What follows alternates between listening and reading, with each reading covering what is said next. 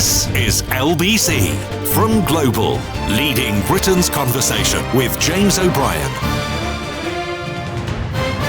3 minutes after 10 is the time, and you are listening to James O'Brien on LBC, for which, of course, I thank you. You can see when the instructions have been sent out to client media. Today's front page of the Times: elderly will bear brunt of strikes at Christmas. And in the Daily Mail, singing from the same hymn sheet, junior doctors' strike will force thousands to spend Christmas in hospital. The Telegraph really earned its corn this morning. They've concocted a truly ridiculous story about Keir Starmer working as a lawyer when he was a lawyer. If Keir Starmer had been a doctor before going into Parliament, the Daily Telegraph and sundry other client journalists today would be trying to turn the fact that he once treated some criminals into a story and a scat. Keir Starmer treated criminals when working as a doctor.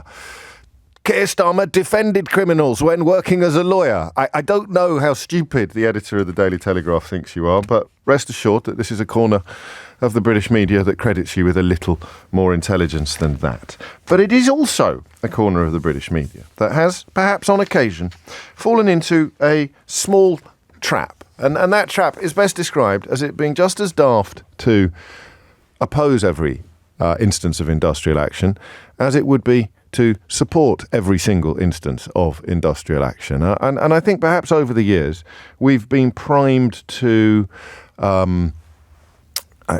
give the benefit of the doubt to striking public service workers. I still am. I have to be honest with you. I think that the oddest element of these conversations is the fact that people, and I'm afraid I have to put myself in this category, people whose career has been built but quite heavily on self-interest. You've chosen your career path because of what you enjoy most. Actually, maybe that's not quite the right way of putting it.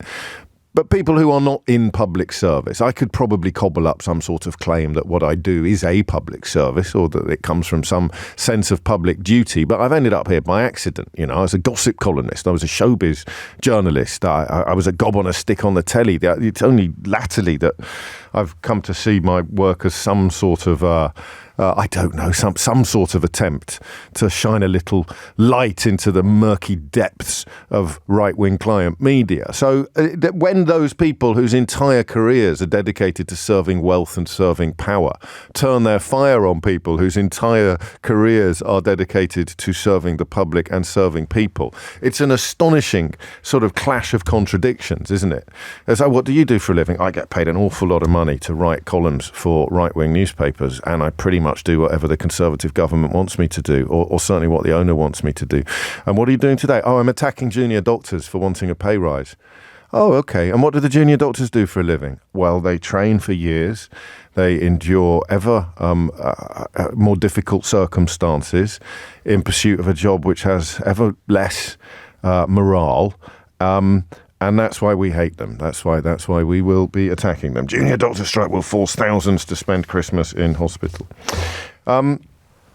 So I've done it already. I've shown you how easily one can slide into a position of knee-jerk support because you think doctors do a pretty good job and that they're quite important, or knee-jerk opposition because the newspaper that you work for hates trade unions, for example, hates workers' rights, hates legislation designed to protect ordinary people and put some sort of limits on the amount of wealth that can be accrued by, for example, newspaper owners. It's very easy to see it in a binary fashion. So today I want to do a what, not a why, with your permission. I want to know what it's like to be a junior doctor in Britain.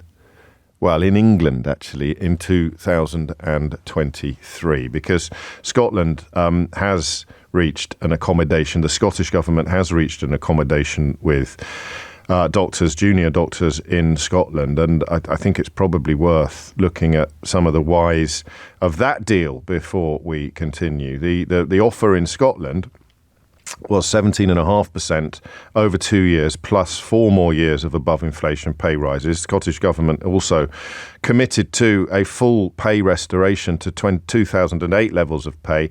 And in England, it's 13.3% over 2 years with no more years of above inflation pay issues. That's not an opinion. That's counting. The difference between the two is measurable, and the commitment to full pay restoration crucial. So if you want to understand stuff, start with the numbers. The question, though, that I have for you today is the reality, the simple reality of it on three fronts.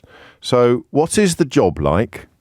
What is the job like for you? Because it's not going to be the same for, you find me 5 junior doctors, I'll find you 5 different stories. So what is the job like? 0345 60 60 973. Second question, how is it changing? How is it changing? 0345 60 60 973. It's an unhelpful description, junior doctor, because it conjures up images of Doogie Howser for people of a certain age, or you have an image of sort of apprentices. Pretty much everybody who's not a consultant is a junior doctor. So what is the reality of the job and the changes to it in the course of the years that you've been doing it? 0345 60 60 973. And then the final question, and in some ways perhaps the most interesting, but not necessarily the most important. Talk to me about the strike. Talk to me about the 3-day strike that begins today, or indeed any occasion upon which you've taken industrial action. Talk to me, please, if you would, about your personal relationship with industrial action. You may be opposed to it, but you obviously respect the mandated ballot. You respect the decision of your colleagues in the BMA. So what is your relationship with industrial action? How heavy is your heart? Can you articulate the marriage of reluctance and necessity? Doing something that you really wish you didn't have to do, but you do believe in your heart of hearts that it's necessary, and then we can do the why of it. Why is it necessary? So do you know why I love the question, what was it like, or what is it like? I haven't told you this story for quite a long time. There'll be a lot of people listening not familiar with what has, over the years we've been together, turned into one of my most frequently polished anecdotes, but it's been in the fridge for quite a long time now. If you're very, very good today, I may give you the origins of my love for that simplest of questions. What was it like is where it comes from. But of course, in the context of conversations like today's, it becomes very quickly, what is it like? So, you wake up this morning, you probably don't buy the Daily Mail yourself, but your mum might, and she's reading, thousands of patients face being stuck in hospital over Christmas as junior doctors embark on the most disruptive strike in NHS history. Remember, if they can turn you against doctors and firefighters, they can turn you against absolutely anybody. Desperate refugees is child's play. Turning you against the people to whom you turn when your child is chronically sick, or your mother is very, very poorly, or the people to whom you turn when your house is on fire. If these people that run these corners of the media can turn you against people like that, they can turn you against anybody. Absolutely anybody. So what's it like to be dealing with that attempted public pillory versus the reality of the real reasons behind your decision to take industrial action? If you hit the numbers now, you will get through. 0345 60 60 973. And that will start things off, I think, quite nicely. Depending on time, we'll then come to the patients, because patients also have a very big and obvious role in industrial action in the NHS. Hospitals will find it extremely difficult to keep elderly patients safe over Christmas. Some charities and NHS leaders have warned. Some hospitals, Cheltenham General Hospital, has announced that it would have to close for the duration of the strikes, which are taking place at the busiest time of the year. Rishi Sunak, according to the Times, has sought to paint junior doctors as unreasonable outliers as he put pressure on them to return to negotiations.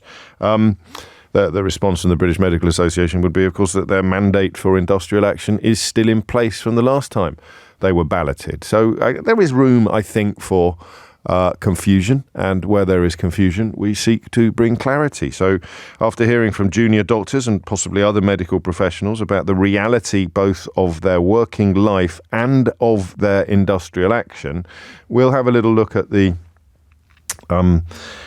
sort of position taken by patients or even potential patients on this issue. You have to be given pause when you read that a coalition of charities and NHS leaders led by Age UK have written a public letter warning that the strike over the festive period poses a big threat to patients.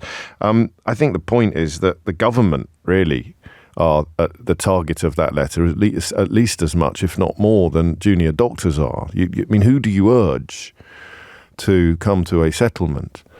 The people who have the power to make an offer that would create a settlement, or the people making demands for a settlement that would allow them to settle? Where does the power really lie? With the doctors? It's not like being a coal miner, is it? They're not going to do an Arthur Scargill and come out for a year. Does it lie with the doctors? And look how well that worked out. Or does it lie with the government? It's a question that perhaps patients will be better qualified to answer. But we begin with the three. We begin with the hat trick of questions. What is it like in 2023 to be a junior doctor? How is the job changing? And finally, what is your personal relationship with industrial action? How do you feel about being on strike? I really, really, really want to know your answer to that question. How do you feel about being on strike? Because this isn't what you signed up for, obviously, and yet you've reached a position where you feel you have no choice but to down tools or scalpels, to use a very weak metaphor. 0345 6060 973. It's 10:15. James O'Brien on LBC. James O'Brien on LBC. 10:17 is the time. It's funny, isn't it? I mean, who is most important, the doctor, the patient, or the politician in the context of striking junior doctors? We'll begin with the first. What is it like, and why are you doing it? Alice is in Brighton. Alice, what would you like to say? Hi, James. Hello. Yes, I'm junior doctor in Brighton. I'm going to have to sort your phone line out. This is happening an awful lot at the moment, and I know how irritating it must be, so I can only apologise and assure you that there's nothing we can do about it. There's no way that we deliberately put people on air whose phone lines aren't up to sniff. And obviously when Alice was speaking to my colleagues, the phone line would have been fine, but we'll rectify that imminently. Meanwhile, we'll head up to Newcastle, where Olivia is. Olivia, what made you pick up the phone today? Well, you asked what it's like to be a junior doctor, so I thought I'd answer. Fantastic. Take it away. So I'm an A&E registrar. I've been a junior doctor for the last 10 years, and it has steadily been getting worse and worse. And I think the thing that makes it so horrific now is the patients. You said you were going to be talking to patients later. I hope you do, because the thing that makes our job so absolutely awful is trying to help people at the worst moments of their lives and not being able to. I go into work, and I can guarantee you every day that I go in, over the winter period, we're going to have patients waiting on the corridor for over 24 hours on trolleys.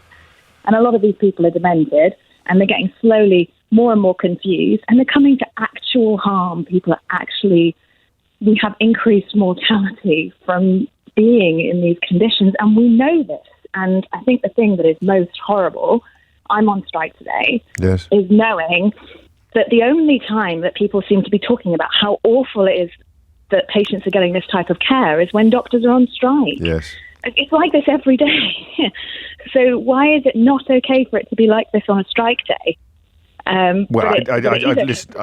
know that's a rhetorical question, but I suppose I have to point out things will get worse on strike days, but you're pointing out that the base from which they're getting worse is intolerable and unacceptable as well. How does a better pay settlement for junior doctors address the problems you've just described? How does it address the beds in corridors and the patients suffering harms?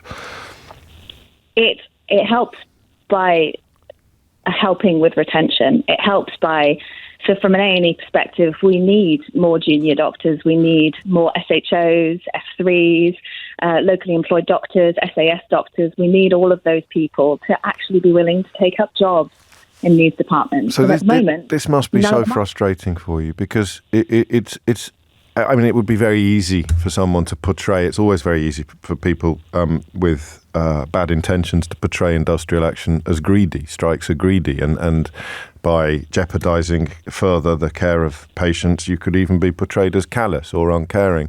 But every time we do this, the junior doctors are almost unanimous in telling me that this is at least as much about protecting the profession as it is about improving your personal terms and conditions.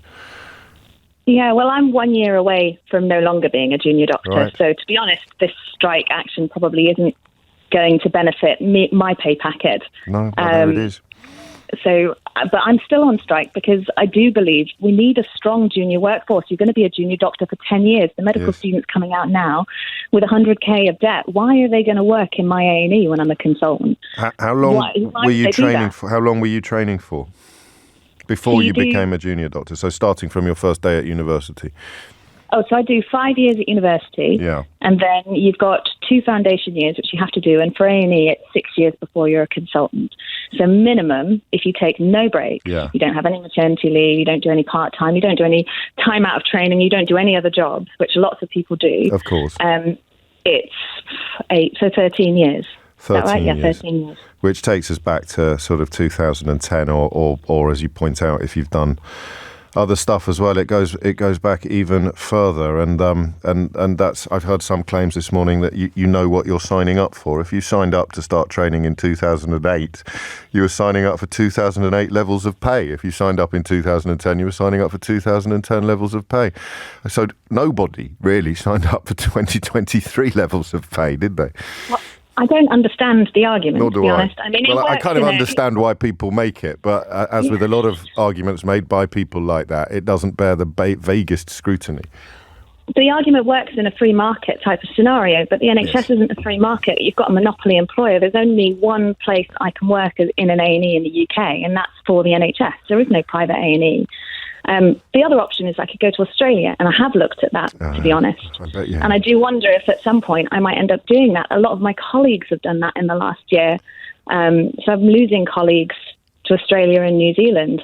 Well, again, it's a recurring theme whenever these conversations are held in an honest and open fashion. Finally, Olivia, your personal relationship with the industrial action, the sense you have on a morning like today when you know that it contradicts your inner feelings, I presume. You're not doing what you've spent your whole life training to do. Yeah, I'm sad, but I'm so angry because this is every day for me. Every day that I go in, I know I'm not doing what I'm supposed to be doing. I know that I'm not caring for patients the way that I should be caring for them. And that's what I want. And I'm hoping against hope, because I've been talking about this now for years, that this strike action is going to mean that people can just pay some attention, see what it's like, realise that this is ridiculously important. Your healthcare is so important. You need us at the worst moments of your life, and we need to be able to help you. So yeah, I'm angry.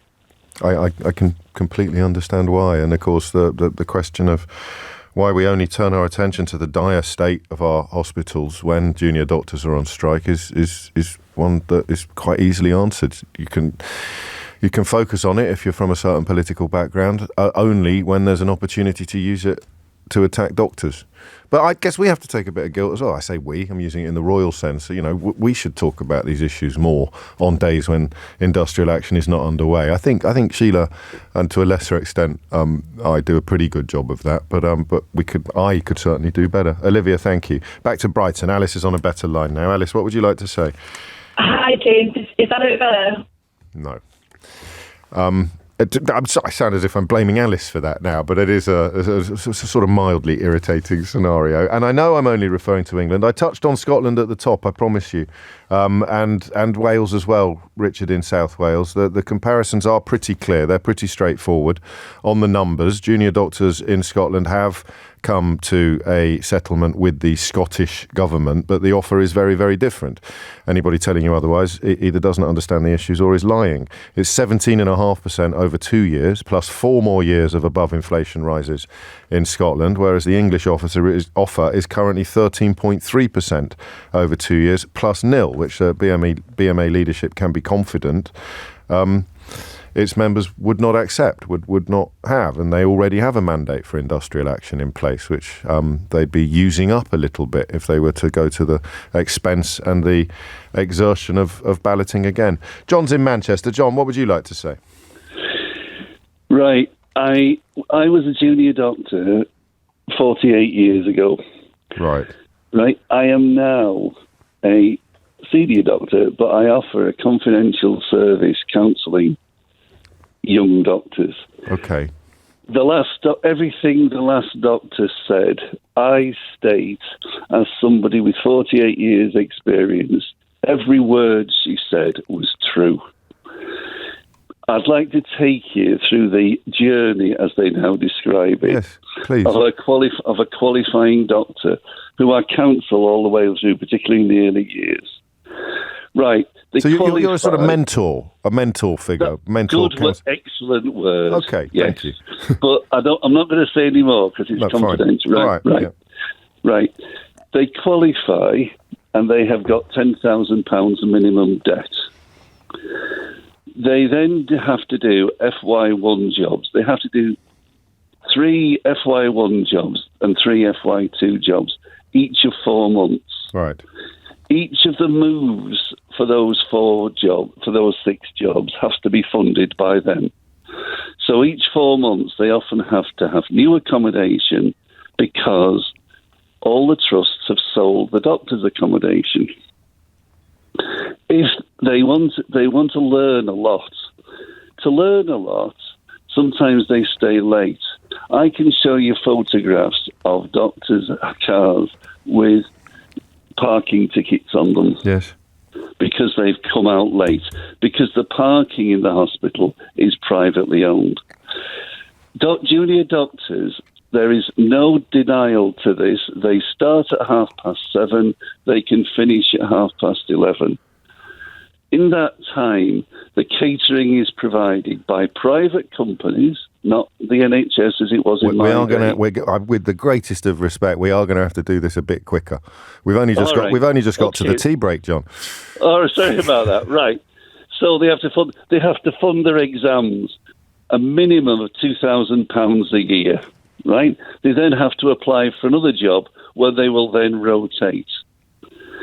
Every 6 months, they have to provide accommodation for their next move. It's extraordinary, isn't it? It's extraordinarily misunderstood as well. These figures, right, are not taken into consideration when people are saying, what they earn. So if they say, they earn £14 an hour, they're actually having to fund their own education out of that.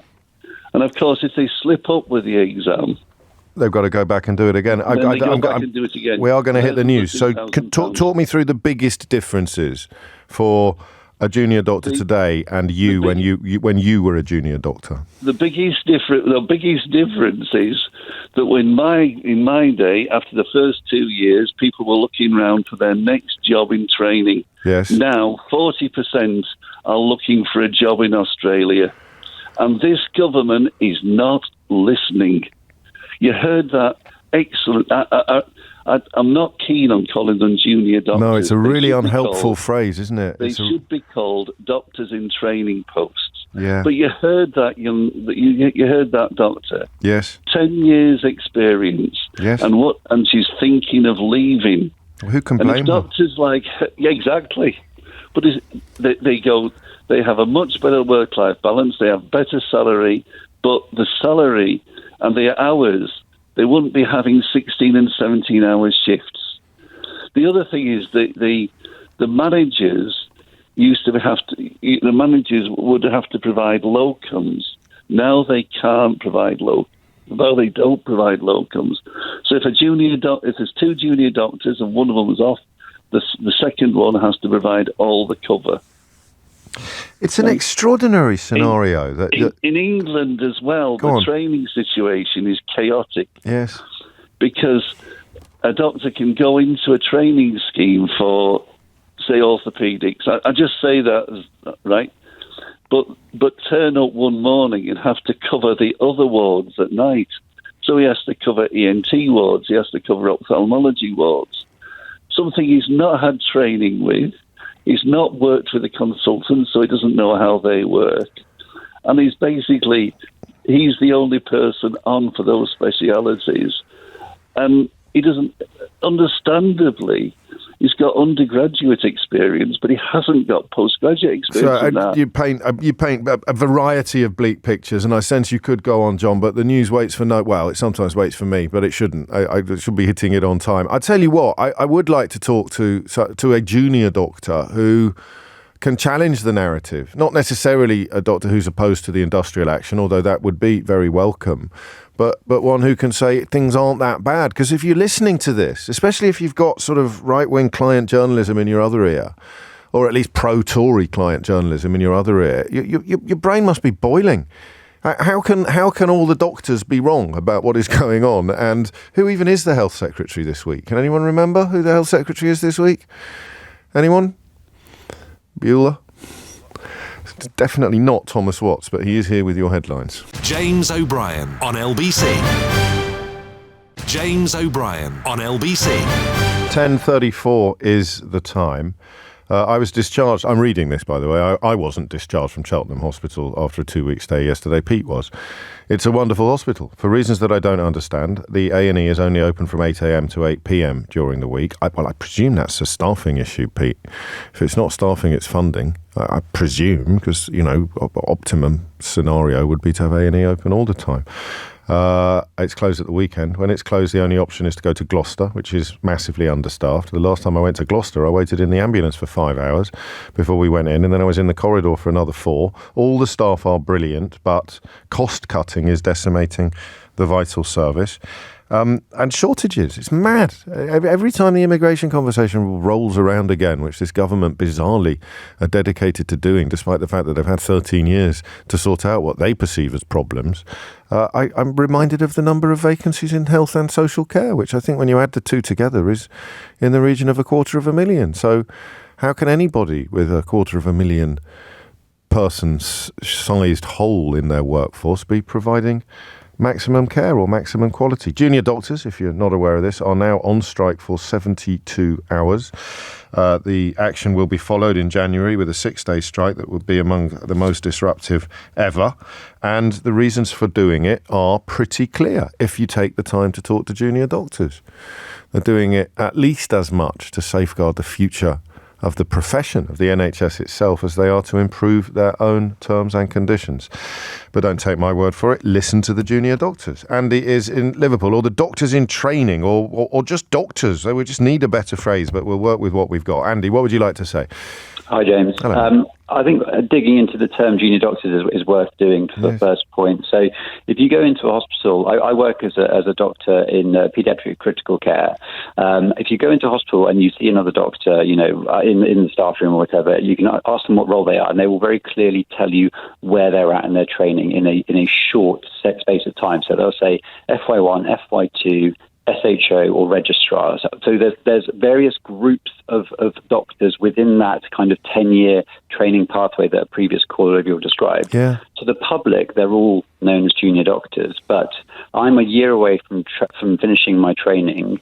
I will be a consultant in about 18 months' time, right. And I'm still counted as a junior doctor. And I could be the person looking after the sickest child in your hospital, and I would still be called a junior doctor. It's not it's a really unhelpful phrase, because I think it adds to the idea that you're all wet behind the ears and wearing short trousers.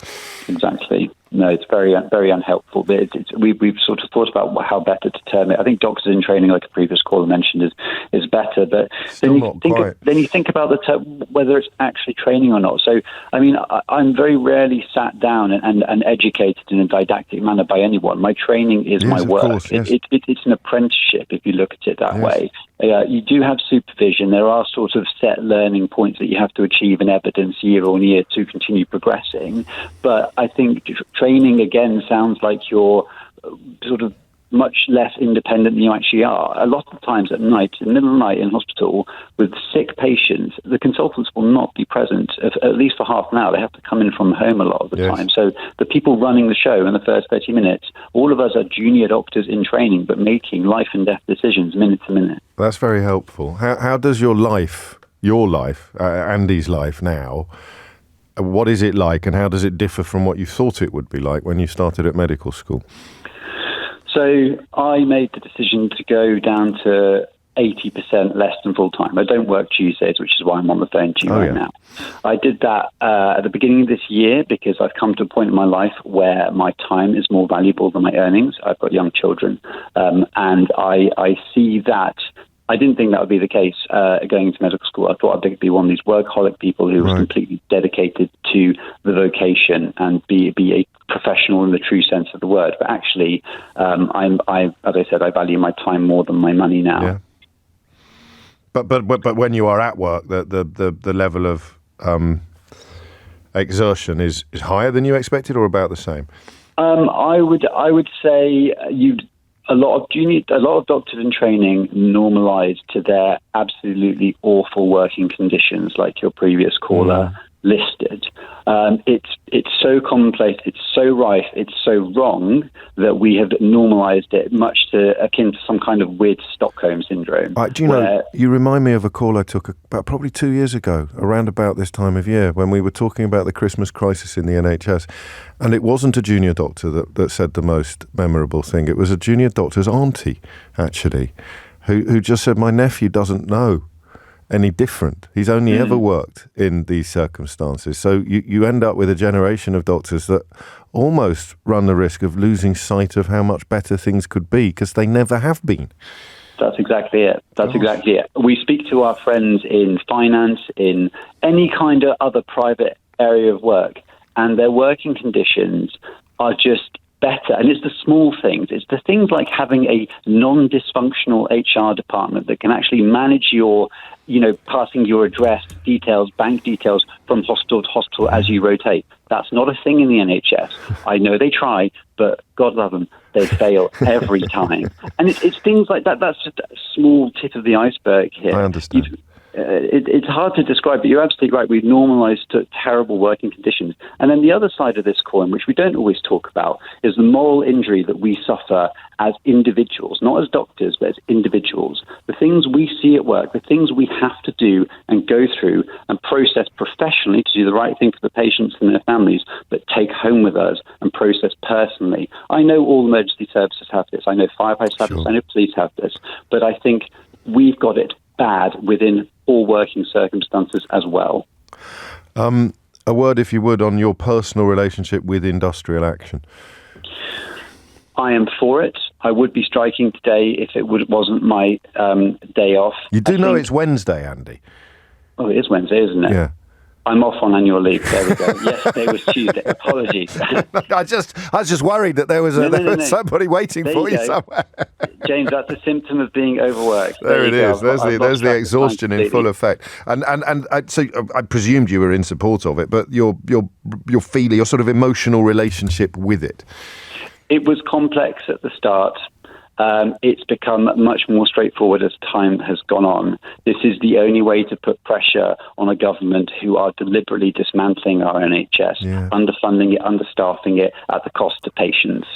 And final question, you may not have... Go on, carry on, sorry. It's also about pay. We are not asking for a pay increase. We are asking for full pay restoration. We have been denied pay as inflation and wages have gone up around us, and we are trying to get back on par with where we should be. What year did you start at university? I started in university in 2006. I graduated in 2012.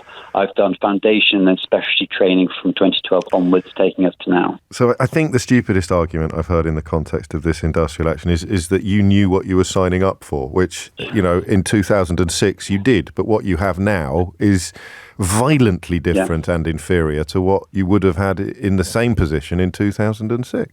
And that is a non-argument in itself. Telling me. You cannot say to someone seriously, oh, you knew you were getting yourself into, when what you're getting yourself into is inadequate working conditions and pay. Yes. That's, we have to look across the board. You can't look at medicine as a different job to anything else. It's a vocation, sure, but we are entitled to the same reward for our time and effort as any other profession. And I guess it gets taken for granted and taken for granted and taken for granted, almost like the old, the slices off the top of your goodwill until there just isn't any left. And that's when the decision to take industrial action kicks in. Andy, take care. At 10:43 is the time. Ari is in Falmouth. Ari, what would you like to say? Good morning, James. Hello, a bit nervous. I've been listening to you a long time. Carry on. Well, I met my partner, who's a junior doctor, ACCS trainee, 2019. Right. And we got together just at the end of that. She was probably an F2, I think, at the time. And COVID was ripe at the time, so she didn't really know what training she wanted to go into. So she went to St Andrews University up in Scotland. She is an A-star student, went to one of the best universities in the country. Beautiful. Did you go and visit her much? Oh no, you didn't know about that. Sorry. Yeah, that was years before then. I was up there the other day. That is one of the most beautiful places in the world, I would say, to go to. We will get up there one day. You must, seriously. Carry on. Sorry, I got a bit distracted there. No, that's all right. Yeah, no, you've blown me away. My bad. So go on. Where she is now? What she's doing now? She's now in the first year of the ACCS training, pretty much, which is anaesthetics. Yes. 7 years, and it wasn't until we got together, because I'm a builder, right. That she started to look at her hourly rate. She'd never thought about hourly rate until, because a lot of mine was hourly rate or day rate, and she worked out what she was making per hour in our early years of when we were together, and she was like, bloody hell, this is quite this isn't a lot of money. Yeah. And I've written down, and if it wasn't bad enough what the government's doing, I have seen this. I mean, I work hard. Sure. She puts in more work than I could ever believe. Let's not get carried away. Neither of you do 3 hours a day on the radio, Harry, mate. Let's not get carried away here. So if it wasn't bad enough what the government are doing, there's a lot of doctors that have come on and talked about physician associates. Yes. And so I've written a list here. I've got it. I can see it on my phone here.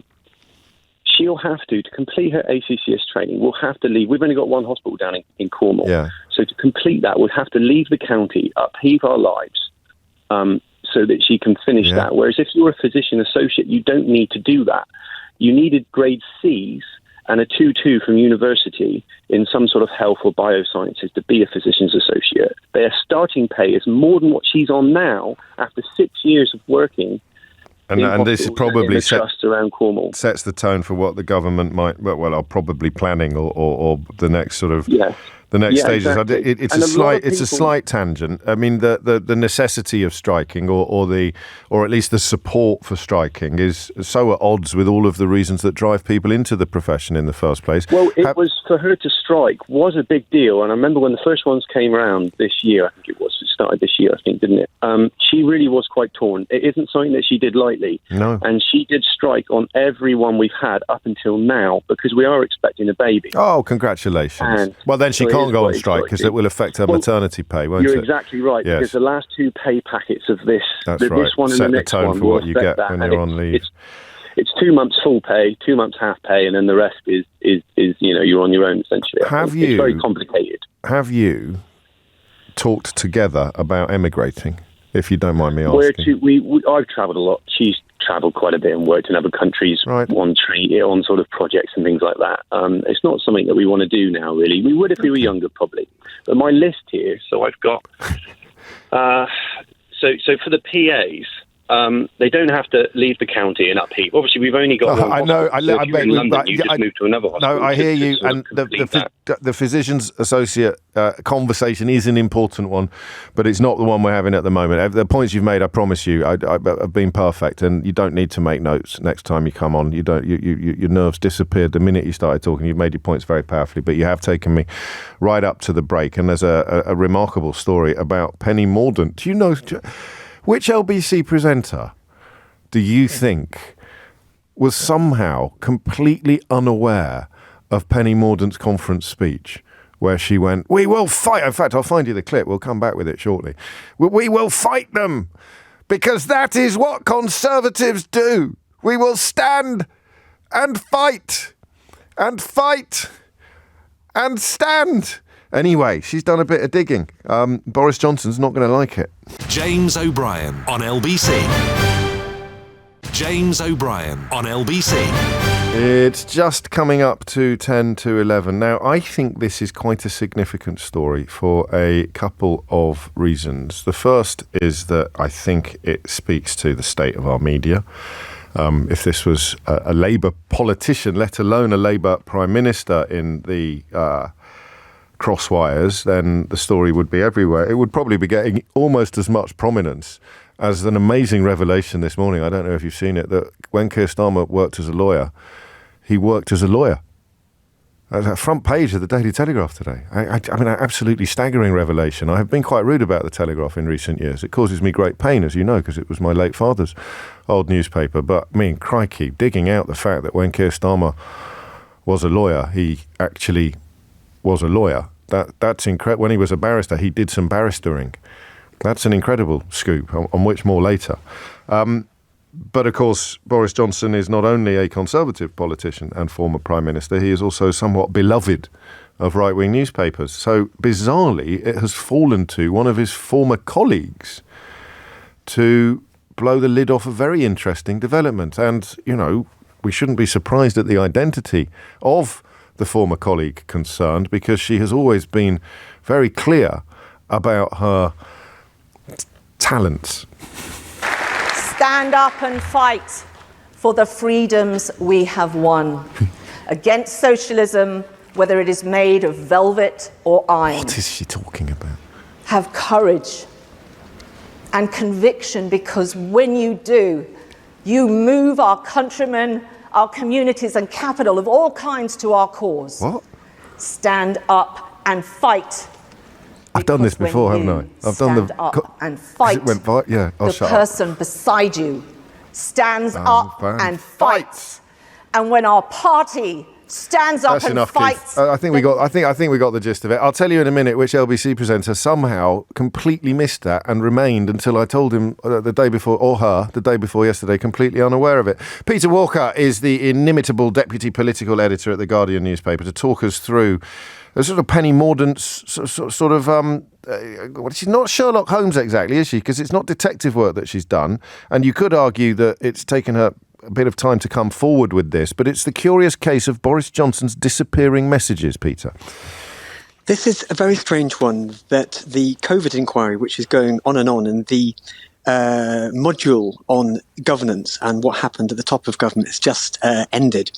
And on December the 18th, a couple of days ago, they suddenly dropped about 700 documents on their website. I didn't even spot that was the case. And amongst all this mass was Penny Mordaunt's witness piece.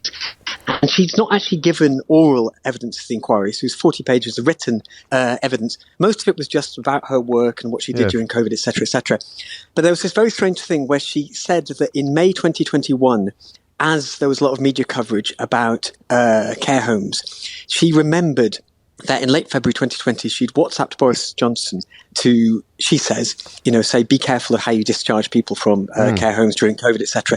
But then looked on her phone and found she couldn't find the message, and then said that she couldn't find any messages to and from Boris Johnson on WhatsApp between 2018 and 2020, in March 2020. And this is a very strange one. I mean, basically, in as much as I understand it, it's not really possible to delete messages from someone else's phone on WhatsApp unless you have like malware or you get access to the actual phone. So almost, I think, more significant is the fact that she said that in May 2021, when she was still in government, she asked Johnson's number 10 if she could have a meeting with him to see, what might be going on with her phone. And she was saying her office messaged Dan Rosenfeld, who's Johnson's chief of staff, 14 times to try and get a meeting and wasn't able to get one. And then even more strangely, she said the Cabinet Office told her that to forensically examine her phone would cost £1,000 a day for 6 weeks, which is about £40,000. Yes, crikey, we're in the wrong game. I was about to say, I'm about to retrain. And then she was told that the security consultants used by the Cabinet Office could do it for about £1,000. All so in, we don't know. For about £1,000. So she's totally. just describing a rat that everyone else is smelling. Well, I mean, it's very strange because, if I had to guess, I don't think Boris Johnson or his team are as malign or clever enough to get into someone else's phone and wipe them. But it re-highlights the fact that 5,000 WhatsApp messages from Johnson during the peak of the COVID period have gone, which we learnt about last month. And it's not quite clear why. It could be that there was some kind of factory reset when there was that whole period when his Emerge's phone number had been on a website for about 15 years. So he changed phones and changed numbers. But it's just interesting because it shines a light on that, but it also highlights again the obvious chaos in Boris Johnson's government at the time. Imagine having to message someone 14 times and still not actually get a meeting. Well, yes, and some messages had been deleted and others not. She was told it was not possible for a third party to delete the messages. Why? Yes. I know speculation's not really your ballywick, but why would she reveal this now? Well, there's two things going on, one of which is the fact that a lot of people are giving details we've not heard before about what happened during the COVID period, because the COVID inquiry is asking them, can you write down as much as you know? So it's sometimes the first chance they've had to say it, or just simply they haven't even thought about it. As with anything related to politics, particularly modern Conservative Party politics, everyone is assuming there's more to it. Penny Mordaunt is widely seen as being keen at another tilt on the leadership. Yes. If the Conservatives lose, she'd be seen as someone going from the centre of the party, as it were. And she's been very plain. She doesn't like Boris Johnson. So if you have to write a long witness statement and you have a chance to have a pop at Boris Johnson, then I guess you may as well. And Michael Gove. But there were also, she mentioned later on there was a few messages from Michael Gove which have disappeared. And I very much don't know enough about the intricacies of WhatsApp to understand what's going on. I don't think there is a massive conspiracy going on, but it does highlight a few interesting things.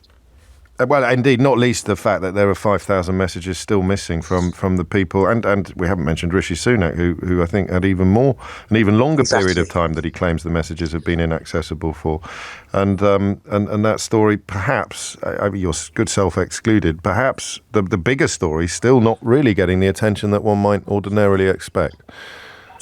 I think it's interesting because Sunak and Johnson, when they gave evidence to the inquiry, you could tell with both of them, they were trying to avoid as much heat as possible. So Sunak, when he's being questioned, was very much saying he couldn't remember much. Johnson was saying, yes, things went wrong, but he wouldn't say what. And I think what might happen is that they've perhaps just pushed the verdict into the slightly longer grass. My guess is that when the final report comes out, it's going to be quite damning about both of them. But by that point, who knows where there's going to be. Rishi might be in California doing a tech job. Boris Johnson might be doing anything else. So I think they're just playing the long game. You can imagine that my inbox has started pinging, Peter, and it is apparently there is a delete for everyone function on WhatsApp, so you can hold down the message and select delete for everyone, so it could have been done from the other end. I'm such an innocent. I've never done that. So am I, you see. For your information, there is a way to delete WhatsApp messages. This is a different theory. It requires changing the time and date on your phone and playing with the internet settings, so that would be far too complicated for the likes of Boris Johnson. But no, several people getting in touch to saying you can delete for all or a delete for everyone function, which makes the case even curiouser, doesn't it? It doesn't shoot the fox. It kind of revivifies it. The entire case is just very, very odd, and it's something we didn't know anything about. And now we do, thanks to you, poring over all these pages and pages and pages of evidence in search of fascinating nuggets like this. Peter Walker, the Deputy Political Editor of The Guardian, many thanks indeed. I don't know if I can get a phone in out. I'd love to.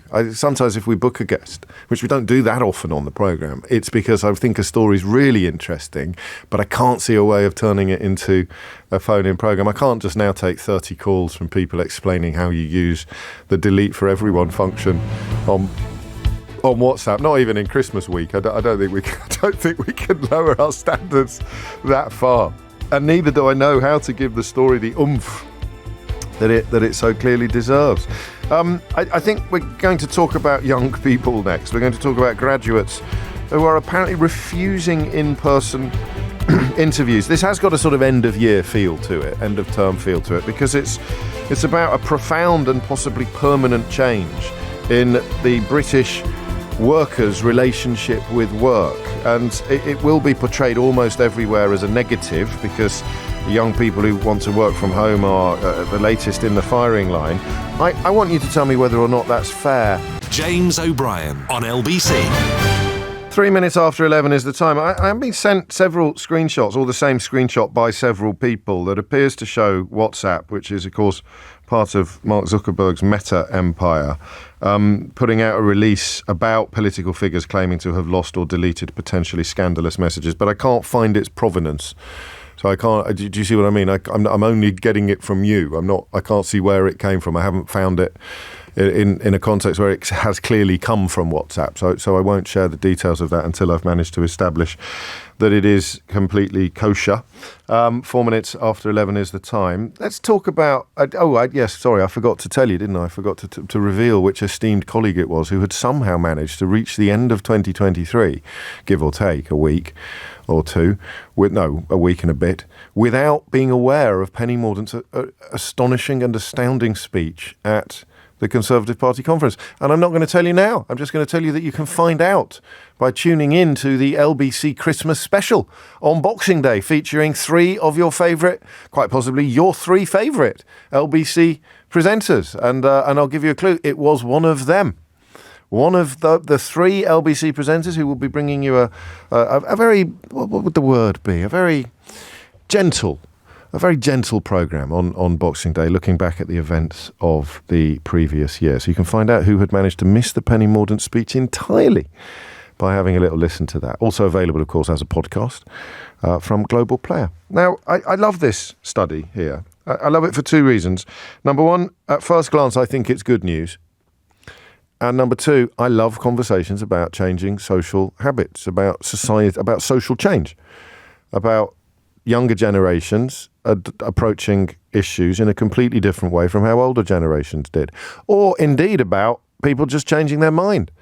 You think about, I often think equal marriage is probably the best example of that. I know some people still get their knickers in a bunch about it, but generally speaking, same-sex marriage is a really good example of something that seemed to be apocalyptic in both reception and reaction, and yet which, when it happened pretty gently, pretty straightforward.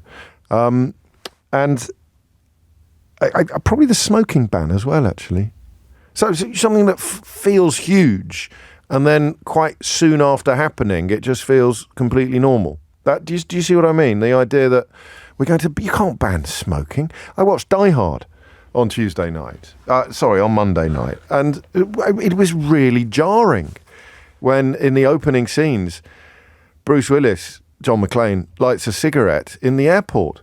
They're watching it with young people to whom that was, he might as well have dropped his trousers or something. It was just such an extraordinary act that he lit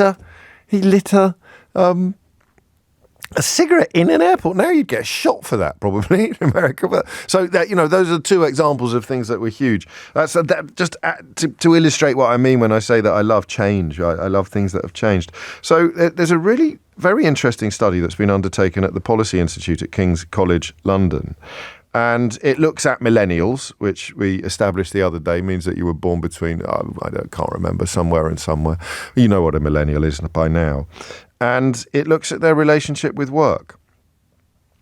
Most generations have always thought that work should come first. This goes back, decades. Millennials, so people born in the early 80s through to the mid-90s, they have a very, very different view. They are much less likely to agree with the view that work should always come first.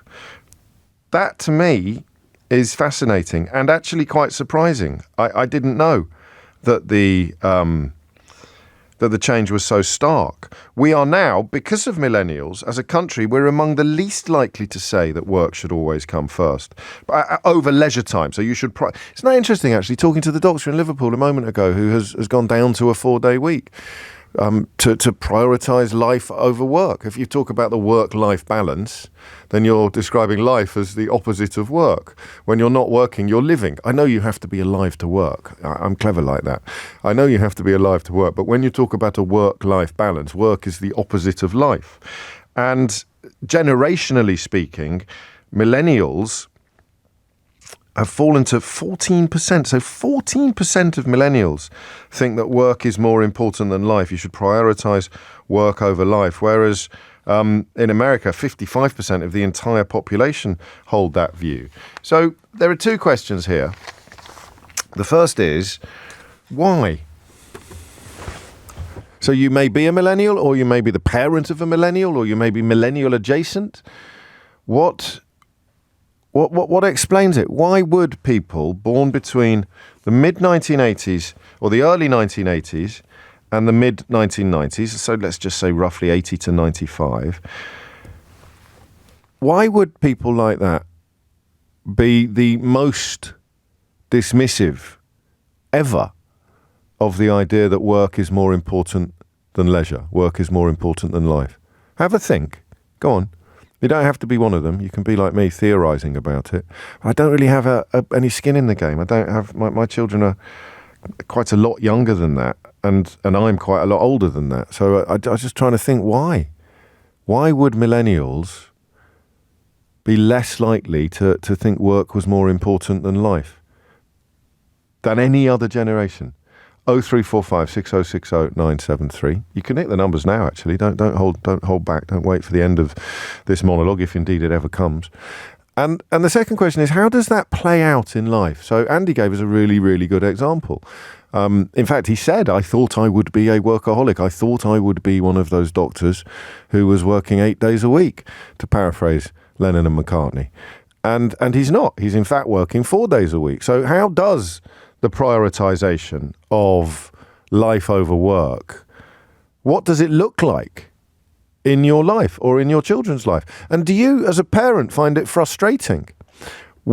I welcome this news, and I'll tell you why. I welcome this news because when my dad died, I kind of realised he'd prioritised work over life too much.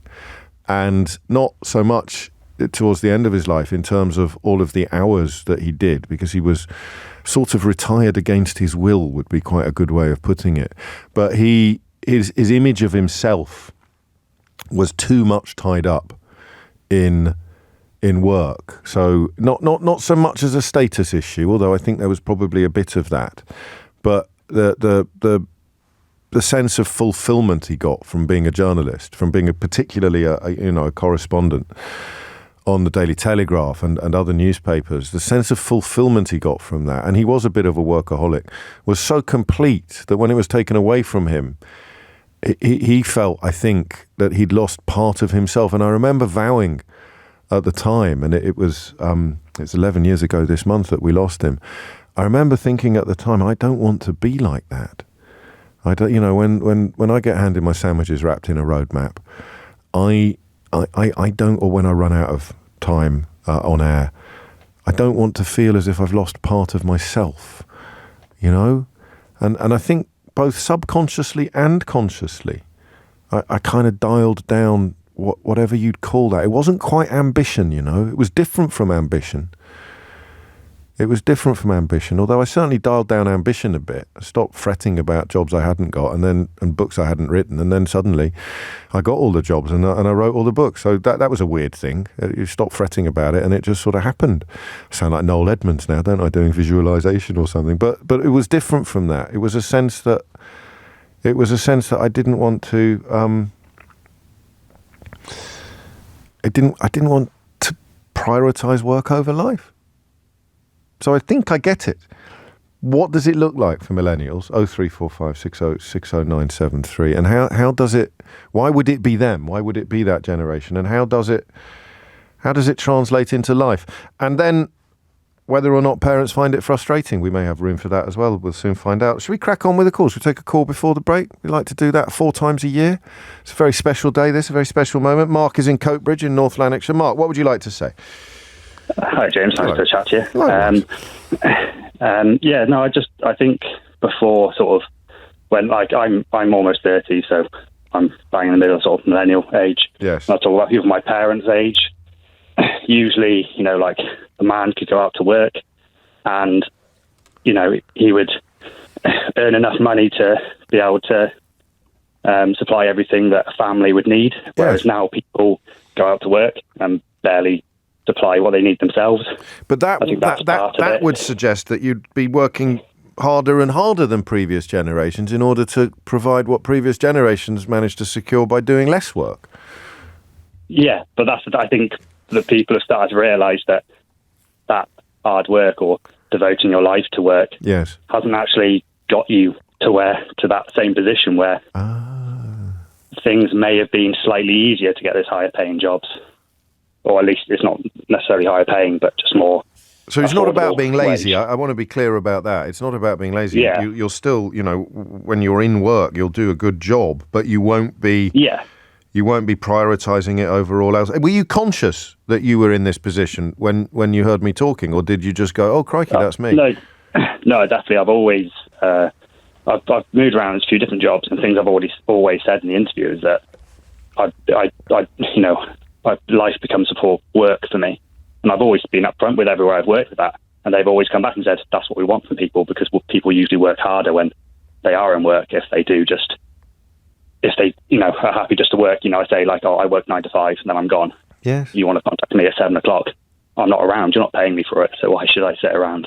And they usually find that I've always had, good feedback from where I've worked before and stuff. So, I get that. You see, we're all creatures of age, aren't we? We're all defined by our condition. Because a little bit of me bridled then when you said I tell them at interviews that I'm, I prioritise life over work. I thought, well, flipping heck, I'm amazed you ever got hired then. But that's just me being that's just me being old. That's me not really having moved with the times, and also having had different experiences from you on the first paradigm that you described about the relationship between earning power and lifestyle, where your generation feel a bit betrayed, perhaps. Mitchell puts it like this. Listen to this, Mark. We were sold a dream that hard work pays off, but our generation hasn't seen the results of this. We're the most educated generation ever, and yet we're poorer on average than our parents. It's a broken system, and we're no longer happy to put the effort in to sustaining it for no or little return, and especially with the prospect of owning homes or gaining wealth disappearing over the horizon. And Mitchell suggests the system needs to change. Yeah, I think that's exactly what I feel, but just a lot more eloquently put. Not at all. You were very eloquent. Yeah. I was just checking that I'd understood you properly. So, it makes, the more you think about it, the more sense it makes. But it's quite, what's the word I look for? It's quite important, this then, socially. Yeah, I'm educated. I've got a master's. Yeah. I've been working for 6 years now. I work in quite a niche field. So there's one thing I think that works well for me is that there's a lot of jobs for me because there's not enough people who do what I do. That's helpful. But it's still, they don't pay very well. So you're not going to be treadmilling for your. It wasn't only until my most recent job that I was sort of earning a reasonable wage, something more than what I could have earned if I just didn't bother going to uni at all. Wow. So. Well, that's right. I mean, that's unfair on lots of levels, isn't it? That's a perfect first call, Mark. It really is, because you've opened up the subject in a way that, it makes me feel quite lucky you were listening, to be honest. It is this notion of, for people my age to understand this, for people my age and older to understand this, you have to understand a form of breach in the social contract. We've talked about it a lot in the context of property ownership and what have you, but the idea that the rewards that come with prioritising work over everything else, if they're not there anymore, why would you prioritise work over everything else? You think of it in those terms, we've got quite a big societal problem on our hands here. It's 11:17. James O'Brien on LBC. James O'Brien on LBC. I am going to tell you the story. I'll be brief. Nikki and Matthew, I'll be with you shortly, but there are enough people that have no idea what I'm talking about. What was it like? And it goes back to about 1983 or 4, when I was at prep school. And there was a lovely lad who was very literal. He was very literal, and I'm afraid that perhaps at the time we thought he might have been a bit slow. And we weren't mean to him, by the way. He was very much one of the boys, but he always used to make us laugh, sometimes unintentionally. And one time we had a lecture. We used to have lectures on Wednesday afternoon. So some explorer who'd been up the Zambezi or something like that would come and show us slides. Do you remember slides? God, imagine comparing slides to the technology that you would use today to provide audio visuals in a classroom. I mean, slides. You had to pull the blinds down. And turn off all the lights. And anyway, so Colonel Tuffington Buffington would come in, and we'd all sit on the floor in the gym, and he'd do a slideshow. He'd put his screen up at the front of the gym, and he'd do a slideshow. And this Colonel, he did a full 45, 50 minutes. And at the end, the headmaster, who wasn't a very nice man, would ask if we the boys had any questions. And sometimes, just to be mischievous, we'd all not put our hands up just to watch him squirm, sort of go, come on, someone must have a question, come on, someone. But this lad put his hand up right at the beginning, and he almost always did. He always did. And the headmaster completely ignored him because he knew that the question probably wouldn't be, in his mind, a very good one. And in the end, because none of us, we all kept our hands down because we really wanted our mate to ask this question, and we were fairly confident what it would be because he'd asked it before. And remember, the fella's just done an entire lecture about his trip up the Zambezi, and in the end the headmaster has to go, oh, all right then, and my mate just goes, what was it like that? And we all fell about rolling on the floor, and the headmaster's embarrassed because, and as I got older, I realised that was actually not a stupid question that we all laughed about. And it was coming from quite a place of purity. What was it like? As in, what did it feel like? What was it like? What does it... Give me the quiddity of it. Describe it to me. I've watched your pictures. I've seen your pictures. I've heard your descriptions. But what was it actually like? Was the best question that anyone could have asked in that context. And the headmaster was too pompous, and we were all too daft to realise. And I have that in my mind every day on the show. I have always in the back of my mind somewhere is that voice of my old mate saying, what was it like? And we're doing it again today, and we were doing it in the last hour. In a way, we're doing it in this hour. Why are millennials the first generation ever to prioritise life over work? And what does it look like? How do you live your life differently from how you would if you were prioritising work over life? Nikki's in Walthamstow. Nikki, what would you like to say? Hello there. Hello. Well, I was going to say that, there was a time once where it seemed that if you worked hard and stuck at it, at some point you'd be rewarded and you'd be able to buy a house and live comfortably. But only that doesn't seem to happen now, particularly in big cities like London. So you might be able to scratch up enough to buy a tiny starter home with no storage or room for hobbies, but it won't be big enough to raise a family in. Right. And then, to have a house big enough to have a family in, you might be so far from your place of employment that any spare income goes on really expensive public transport costs. So it all just seems a little bit futile and pointless because you don't get the same lifestyle that boomers were able to achieve. And you don't get the hope of decent pensions. So, obviously probably we need to build more houses, but we don't even seem to build particularly nice new houses anymore. Crikey. All right, Chuckles. What was there a point? Was there a point when this clicked for you? Was there a point? Because I don't want to say when you gave up, because that sounds. No, not at all. I just think going into COVID lockdowns made people realise that this hard sort of masochistic slog. That's a great way of describing it. The masochistic slog is fine if you're getting the pleasures at the end of it. Exactly, and we don't have any hope of retiring to somewhere decent. So I'd rather take a latte every day and a nice sort of walk at lunchtime. Yes. With the dog than travelling for several hours a day for not the reward that previous generations would be able to accumulate and achieve. I think it's a mark of my vintage that this wasn't obvious to me when I read it, because I think it's going to be probably the recurring theme.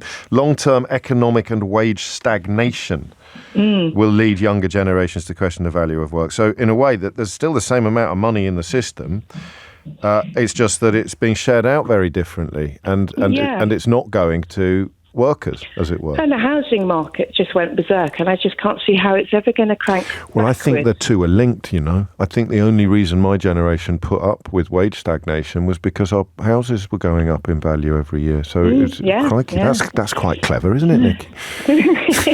It's a bit depressing, but it's a starter for 10. Well, I'd say more than a starter for 10. It's a clincher at 11.25. Thank you, but it is depressing, and I don't know how you would challenge it. And this is a UK problem as well. The idea that the UK is not a good place compared with other countries on both average income levels and inequality in income. It's almost as if all that banging on I do about secretly funded lobby groups masquerading as think tanks, calling for even more unfair distribution of wealth, has been a bit of a canary down the coal mine. Professor Bobby Duffy, why is that name interesting? Because it's an amalgam of the actor and the character in Dallas. Because Bobby Ewing was played by Patrick Duffy. You can tell I've been doing a lot of quizzes lately, because that's immediately where my brain went then. Professor Bobby Duffy. Why did that name Why did that name jump out at me? Bobby Duffy. Bobby Duffy. Because Patrick Duffy played Bobby Ewing.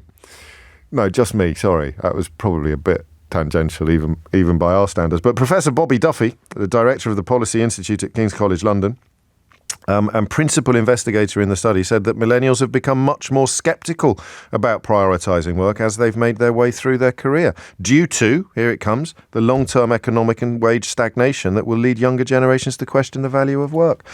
Matthew's in Eaglescliff in County Durham. Matthew, what would you like to say? Hi, James. Hello. Your previous callers have touched upon what I was going to say, so I'm going to jump back a little bit to Milton Friedman. Okay, good.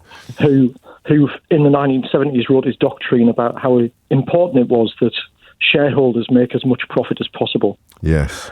And I think, you can tell in the economics of our country and the US in particular, but if you think about the way you're valued at work now, I remember people who were older in my own life who used to be in the same job for 40, 50, even 60 years. Yes. And in that time, that job was a family. They were looked after. And when they left, they were given a literal gold watch. Yes. And it's that idea that you are giving everything to the business, every ounce of your time and energy to try and make it better. Yes. But that isn't reciprocated. And it's not reciprocated because now we are, it seems, more disposable. You look at 0-hour contracts that were introduced when I was a young man. Yeah. I used to work at a clothing store when I was 16. I was on a 0-hour contract even then. And although I do feel valued in my job in the public service, good. In the civil service, I can see it all around me. And I spoke to you just the other week about work-life balance. Now I've dropped my hours. Oh, yes, I remember. That's not because I feel devalued, but it's because I want more from my life now. And I don't think work gives that anymore, whereas it used to. If you used to make cars on a production line, you could see the thing that you had made, whereas now as well, with millennials, they work in places where they do a bit of work, but they don't actually see something tangible that comes out of it. And I think that's something as well. Is that what David Graeber called BS jobs, or have I got that wrong again? I'm not sure. I haven't heard that. I was seeing your Milton Friedman and raising you a David Graeber there, but neither of us have read enough. Neither of us have read David Graeber enough to know the answer to that question. There is, I think, a line. There is a line in a Bell and Sebastian's song, as Ewan's just reminded me, that says that you can take your carriage clock and shove it. Yes.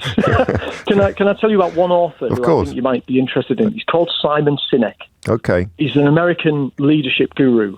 And he tells a wonderful story about a man called Noah who works at both the Four Seasons in Las Vegas and Caesar's Palace. Okay.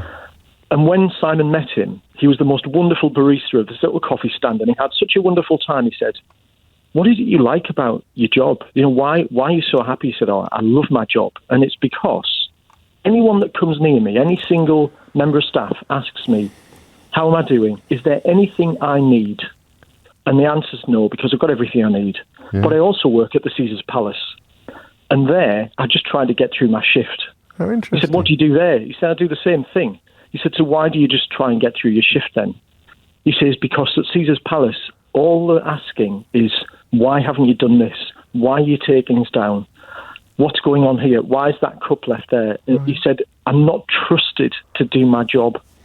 And that's amazing that one person does two different jobs in two places. And because of the way he's treated, he behaves differently and values that employer differently. That is a great story.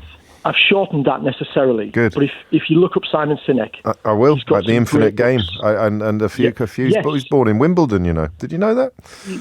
Yes, and he was a former anthropologist, so he's got some really good humanistic kind of... There you go, that's your recommendation of... Well, I mean, that is one of the recommendations of the day. Other books are available, obviously. No, I won't. Even I'm not going to be that sad. Thomas Watts is here now with your headlines. James O'Brien on LBC. James O'Brien on LBC. It is 11:32. You're listening to James O'Brien on LBC. I was looking at the list of the most complained about programmes of 2023, according to Ofcom, and breathing a sigh of relief. But then I realised that's just television. Have they done one for radio? Do we know? Have they done one for radio? Probably be careful what you wish for. This is interesting. The idea that the millennial generation, so born between the early 80s and the mid-90s, have upended the traditional relationship between life and work. So you start off looking at that and thinking, well, are they a bit lazier than the older generations, or are they a bit wiser, actually, than older generations, and they've just realised the importance of work-life balance to mental health and overall happiness? And actually, you start looking at it from the other end, and it's society that has changed. And when the facts change, I change my mind. And the facts have changed. The facts about the work-life balance has changed. And therefore, if you're looking at the road ahead and you're not seeing financial security and property ownership at the end of it, why would you stay on that road? Or why would you be pounding the pavement as hard as you would have done when that destination existed? Simon's in Exeter. Simon, what would you like to say? Hi there, James. Hello, first time calling the show. Very welcome. Welcome. It's only me. Nothing to worry about. So, yeah, I was just calling because it's, I think the story I've got sort of ties a lot of threads together, especially things that are currently topical on the show. So, for me, it started sort of 2008 during the financial crash. I observed my father, who had 6 dental practices in the southwest of England. They were affected by the financial crash. Right. He was constantly growing the business. Now, just as he was sort of semi-recovering from that, the local primary care trust decided in their infinite wisdom that they were going to remove all of his NHS contracts. Oh, blimey. So he basically was a chap who, his father was a miner, mum was a teacher, he's dyslexic, so he had to work incredibly hard to get through dental school, and his entire business collapsed. Just overnight, effectively. Pretty much overnight. The speed in which he went from doing incredibly well for himself to everything being gone was astonishing. Crikey. I qualified as a dental technician myself. However, I had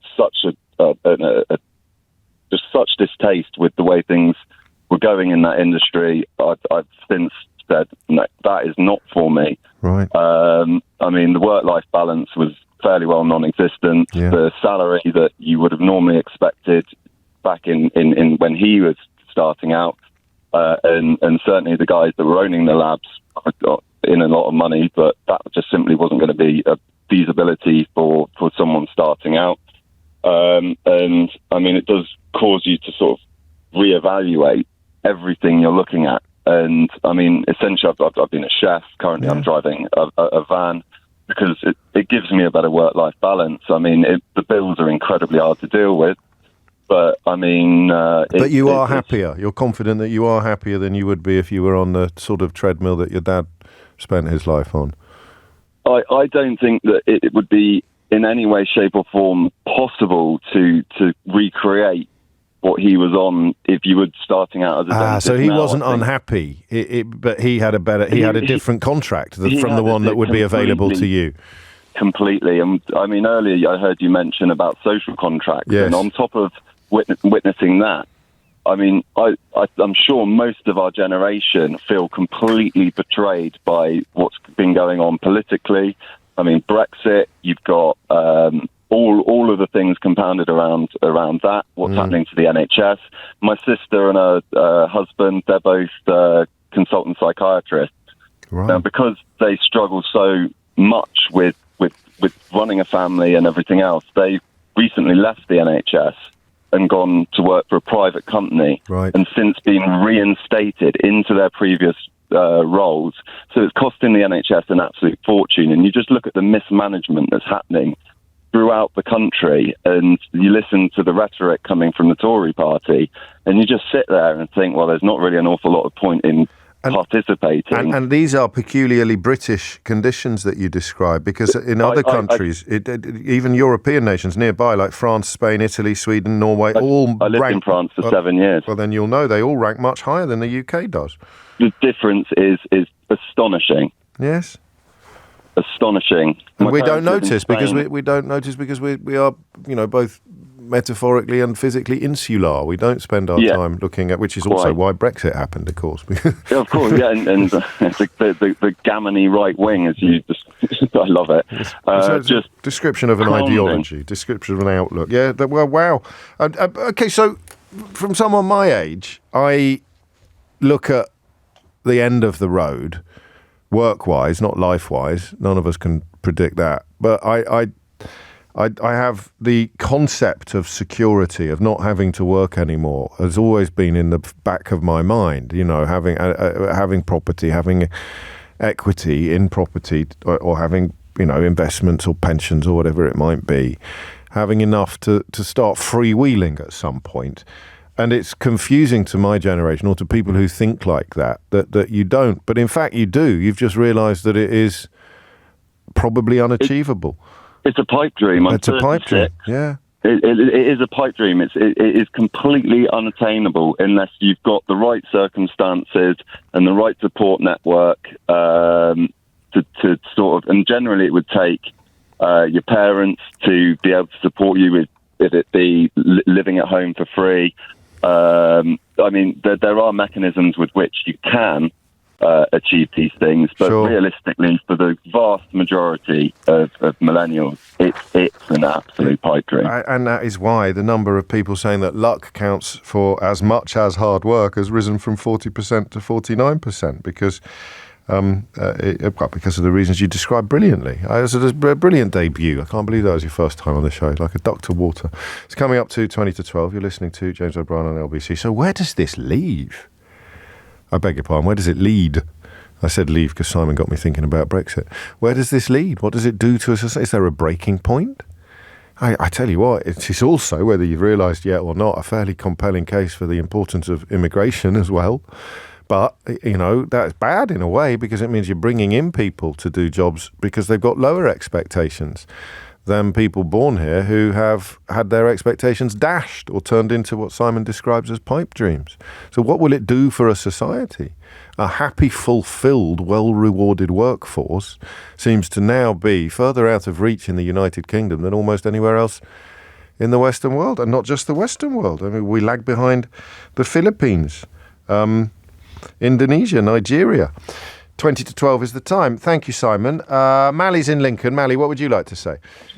Hiya, James. I think that there's a direct link between young people growing up alongside social media in terms of a societal shift as well, because young people have access now to the dream. They have access to like whimsy on a daily basis. So there's people online that are showing them a life that's easier. That's not about graft. I grew up I was born in the mid '70s, so I was very much. My father worked, my mother worked. I went to school. I would go out, I get a job. But now, even if that sort of framework is there, and even in school, if they're saying you've got to do that, mate, Simon drives a van. He's not a YouTube makeup influencer. But there's that option, there. The children or young people are seeing now. They're probably making them less likely to want to graft as our parents would have done. Well, it's interesting. You're my age, and you're speculating about what motivates them. And the ones that are actually that age and in that zone are not saying what you're saying. They're saying it's a bit different. It's actually the things that were within our reach in return for prioritising work over everything else are no longer within our reach, even if we do prioritise work over everything else. So why on earth would we prioritise work over everything else? Yeah, absolutely. But then, I mean, don't you think that because there's that stimuli coming in from the access of doing everything online, they're seeing people like... I know what you've said, and you can keep saying it. I fully understand it. I just don't think I agree. I think, this is what we said when the talent shows first started, isn't it? And we said young people today, they all think they're going to be the next Madonna. And there was probably some truth in that. There were some children with unrealistic ambitions and hopes. But to be fair, there always have been. And you're going to realise pretty quickly that you're not going to be the next Madonna, and then you're going to have to go out and get a job. And when you go out and get a job, you'll look at what that job will bring, not just today, but 20, 30, 40 years down the line if you keep your end of the bargain. And I think that people younger than us are seeing that even if they keep their end of the bargain, they're not going to get much in return. I think it's much, much, much more that than the idea that we can all be, living Facebook lifestyles. Yeah, I suppose. I probably didn't think that. Two old kids. No, it's good. No, you did. You reached for a popular answer to a slightly different question. Yeah. But and it's definitely relevant what you say. Some of it is true. I think the damage it does to young people is to give them more unrealistic expectations of their personal selves, like how they look and things like that, rather than necessarily lifestyles and jobs. But I'll give you 48% right, 52% wrong. My favourite ratio. 11:43 is the time. Take care, Mally. Thank you for the call. Sam's in Clapham. Sam, what do you think? So I've called in on my own point, but just to address a tiny little bit the last caller. Yeah. In Forbes, in HuffPost, in Money.com, in Statista, you can find that millennials actually work harder than older generations. They put in more hours per week on average than older generations. Yeah, fair enough. So, the idea that it's not a grafting generation is, I think, for the birds, personally. I started my career really, really believing that work was your life, and they built a culture around that really quite strongly. And there was a sort of gradual shift where I think I realised actually all the sort of the lifestyle that you would like to achieve, and certainly the lifestyle my parents were able to achieve, was not one that I was going to be able to get through work. And the big shift definitely came. I mean, if you just think about like long-term job security, the length of service in companies that my parents would have, my grandparents would have, versus what is the average now, how long people usually spend in one company, there isn't the job security. Pension pots, the difference in their pension pots is absolutely astounding on the sort of the contribution that was given by employers.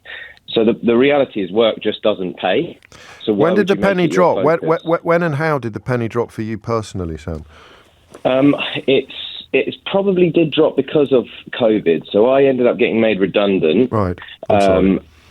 Oh no, it was fine actually. To be honest, I got a good payout, and then at the end of the day, I decided to take a year off. I'd been working pretty solidly for about 7 years in the same job, basically in a very quite difficult sales type job. Yeah. That was across different countries, to my earlier point about changing jobs. Yeah. And I took that year out, and when I was younger, I'd always wanted to be an author.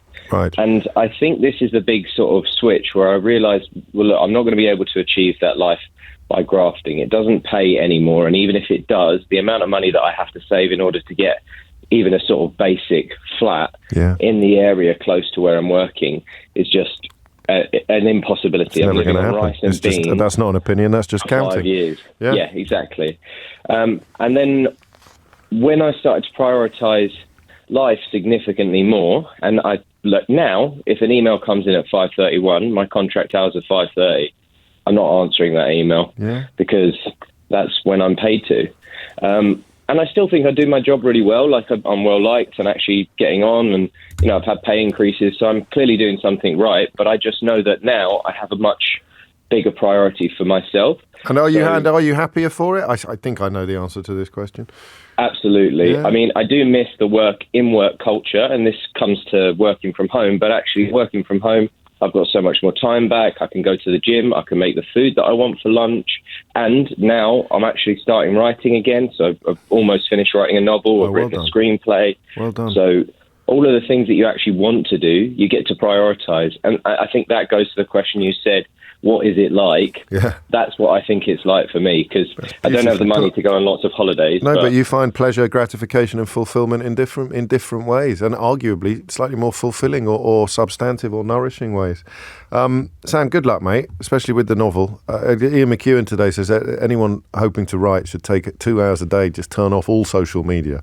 Not for the reasons Mally was suggesting down in Lincoln, or up in Lincoln, but just for obvious reasons. You need to clear your brain and also take away that sort of sense of, got to check, fear of missing out, they call it, don't they? Take care, Sam. Actually, poor old Mally came in for a bit of a kicking from me. There's another one for him here. It says, of course social media is to blame, James, and not the £350,000 asking price for a one-bed flat. Do you know, I don't think anyone... Have we got through this whole conversation without anyone mentioning avocados? James O'Brien on LBC. James O'Brien on LBC. 11:51 is the time. You're listening to James O'Brien on LBC. A truly revelatory scoop on the front page of the Daily Telegraph today. I don't know if you're aware of this story that was almost certainly dictated direct from Downing Street to the Daily Telegraph. Starmer helped free some of UK's most dangerous prisoners. So you see that headline and you think to yourself, I mean, that is so obviously nonsense. Do I even give it a single mention in the context of my life, let alone my time on the radio? But then you realise that Downing Street's plan is now so desperate that they have decided to attack Keir Starmer, the former lawyer, for working as a lawyer when he was a lawyer.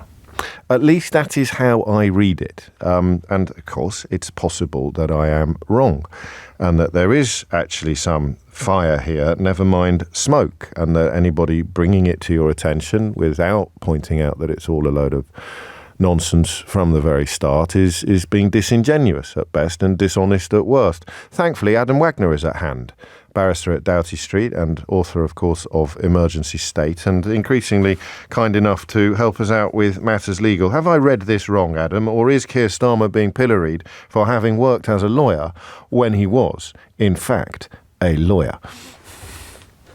You've got it right. The only thing I'd add to what you said is that it's not just that he's a lawyer, that he's a barrister. And barristers have very specific responsibilities under our professional code of conduct. The key one being this, I'm just going to read this to you. This is from the code of conduct. You must not withhold your services or permit your services to be withheld. 1, on the ground that the nature of the case is objectionable to you or any section of the public. 2, on the ground that the conduct, opinions, or beliefs of the prospective client are unacceptable to you or to any section of the public. And that means that whether we like it or not as barristers, as long as work comes in that is within our area of expertise, we have time to do it, and they're going to and the payment terms are correct, or it's publicly funded, we have to take the brief, and that's a very, very important central principle of being a barrister in the United Kingdom. It's a bit like being a doctor. Yeah, exactly right. A doctor, you wouldn't expect a doctor, somebody comes in having had a car accident, and the doctor says, wait, aren't you that guy? Yeah. I read some nasty opinions off from Twitter. I'm not going to treat you. Or even you're a hospital. Former murderer. I've been at Hammersmith Hospital when they've brought in prisoners from Wormwood Scrubs for various reasons. And the idea that a doctor says, I'm not serving him, he's a criminal. Or an MP. Priti Patel's given a quote in the Telegraph article. Would she have refused to hear from a constituent who had been convicted of a criminal offence? In my experience, MPs get approached all the time by people in prison, by people who are, asylum seekers, by people who are in really difficult situations in their lives, and they often are very helpful. They get involved at their surgeries. So the idea, a barrister is a public servant in that sense, and the idea that Keir Starmer could be criticised for being a criminal barrister, is really, I think, is really unfair. Well, it's also extraordinary how blatant it is on this occasion. The reason I wanted to talk to you today is because you've drawn my attention to this issue before in other cases, but I can't remember a case that is quite as tragic as this one. You would have to have your head on backwards to think that there was a story here, wouldn't you? Well, I think it's bottom of the barrel stuff, but I think it's sort of it's guilt by association. It's that you've worked with these people, therefore you are sort of tarred with their brush. But I mean, even if you take that as a sort of starting point, Keir Starmer was also the director of public prosecutions. He is not some sort of barrister who only ever acted for defendants. He went to become the UK's chief prosecutor for 5 years. And I should say as an interest that he was in my chambers before he did that. If you look at him as a criminal lawyer, just as experienced as a criminal lawyer, he really had a fantastic range of experience, which covers lots of different areas of law and different sides of the coin. So I don't think even on its own terms it works very well. It is in the DNA of the Labour Party, says Priti Patel, to be soft on crime. It is an extraordinary reach, isn't it? Do you think this one will wither? I'm asking you to do political analysis now, Adam, which isn't really your speciality, but do you think this one will wither on the vine, or do you think there are enough credulous people out there and corrupt journalists to peddle this story to an effective level? Well, I mean, I suspect the plan is to, they've obviously done some sort of report. That's what the Telegraph article says, is they've come up with some sort of figure of 80% times he, which by the way is completely false, because they've used publicly available judgments. And a lot of cases that Keir Starmer will have acted in, probably the vast majority or a majority will not have publicly available judgments, as I can speak from my own practice. Yes. So it's just a nonsense as a statistical starting point anyway. But I suspect they'll start picking off individual people he acted for and say, look how horrible that person is. And people have just got to try and remember that you either want to have someone who was a barrister, as was Tony Blair, as was Margaret Thatcher, as Prime Minister or not. And if you're going to have someone as a barrister, you get what you're given, which is that we have professional responsibilities. And if we breach them, if Keir Starmer had said, I'm not going to act for that guy or that woman because I don't like what they've done, he could have been struck off. It's just it's really not a criticism that works. And I hope that the guilt by association point doesn't sit with people at all. We shall see. Adam Wagner, who mentioned his Chambers, Doughty Street. Also, I will mention his book, Emergency State, and also a visiting professor at Goldsmiths University. So he knows of what he speaks. I'm glad we've cleared that up. What a shock. Poor old Telegraph. Imagine that, having their chain yanked to such a painful degree that they end up printing utter bilge like that. So if you do hear anyone or come across anyone pretending that there might be something in this, what do? Think of an A&E doctor. Okay? If Keir Starmer had been an A&E doctor, the Daily Telegraph today would be printing a story about how Starmer helped treat some of the UK's most dangerous prisoners. Because he's a doctor and he has to, in the same way that he was a lawyer, so he had to. And that's the end of my TED Talk. Steve, I can give you 2 minutes on this question of the work-life balance and the millennial generation. What would you like to say? From what I've heard on the radio with the people who've called in, the majority of the people who seem to have an issue with this or who agree with it are graduate class people. You're just doing that from accents. No, because a lot of them, like, for instance, the first listener I spoke to said that he had a master's degree and things like that. So that's true. Come across as saying that they've got higher education and things like that. My experience is I'm a tradesperson. Simon was a dental. I think he was training as a dental technician when he decided to knock it on the head. But anyway, sorry, we're not going to have time. Give me your point. I think it's due to the increase in people going to university. I'm in Redfield, if they're special, they don't need to work hard. They need to do this. Whereas my experience is less educated people who are in the trades work damned hard, especially the younger ones work particularly hard as well, and they earn a decent salary. So I can't see this drop-off in them wanting to earn money. I think I've done you a disservice here, mate. The research is conducted by a university into people from every demographic, social class and generation, and it's been going on for decades. So they're comparing what a representative portion of the population says today to what the same demographic and generation said 10 years ago, 20 years ago, 30 years ago, and then they're comparing it with lots and lots of other countries. So it's my fault that you got the impression that the sample here was people who phoned into the programme. The sample is a representative portion of the population, the entire population, and it's research that has been referred to and returned to on a regular basis going back decades. Yeah, but I don't come across any younger tradespeople who don't put work first. No, but they would have been included. They would have been included in the research. So again, it's not a story based on what you see when you stick your head out the window. It's someone stepping back and looking at the entire working population and tracking trends and changes. So, I mean, the simple point would be, even in the trades, the relationship between income and expectation is not what it would have been 30 or 40 years ago. That's why Brexit happened. Everyone kept ringing me in and telling me that you just don't get the same wage for the work that you used to get. And rather than recognising that that was part of a much more general trend across all professions, people in the trades sadly thought that it was all a consequence of immigration and unique to their experience. Yeah, I agree with that. To an extent, you don't get paid quite as much, but tradespeople do get a decent salary. You do work hard, you do a good job, you get paid for what you do. Yeah, there's no tension here. I failed to explain properly to you what this conversation and research was about. So everything you've said may well be true, but it doesn't refute the findings of the research or challenge indeed the experiences of previous callers. So thank you, Steve. It's 12:01. James O'Brien on LBC. James O'Brien on LBC. 5 minutes after 12 is the time. You're listening to James O'Brien on LBC. Mark Drakeford is on what I think can only really be described as a farewell tour at the moment, and he's going to be playing this studio at about 12:45 today. I'm renewing my New Year's resolutions in January. I'm going back to one from a couple of years ago when I said I must try harder to reflect more of the nations on this programme. We must do more on Scottish, Welsh, Northern Irish politics and issues than we currently do.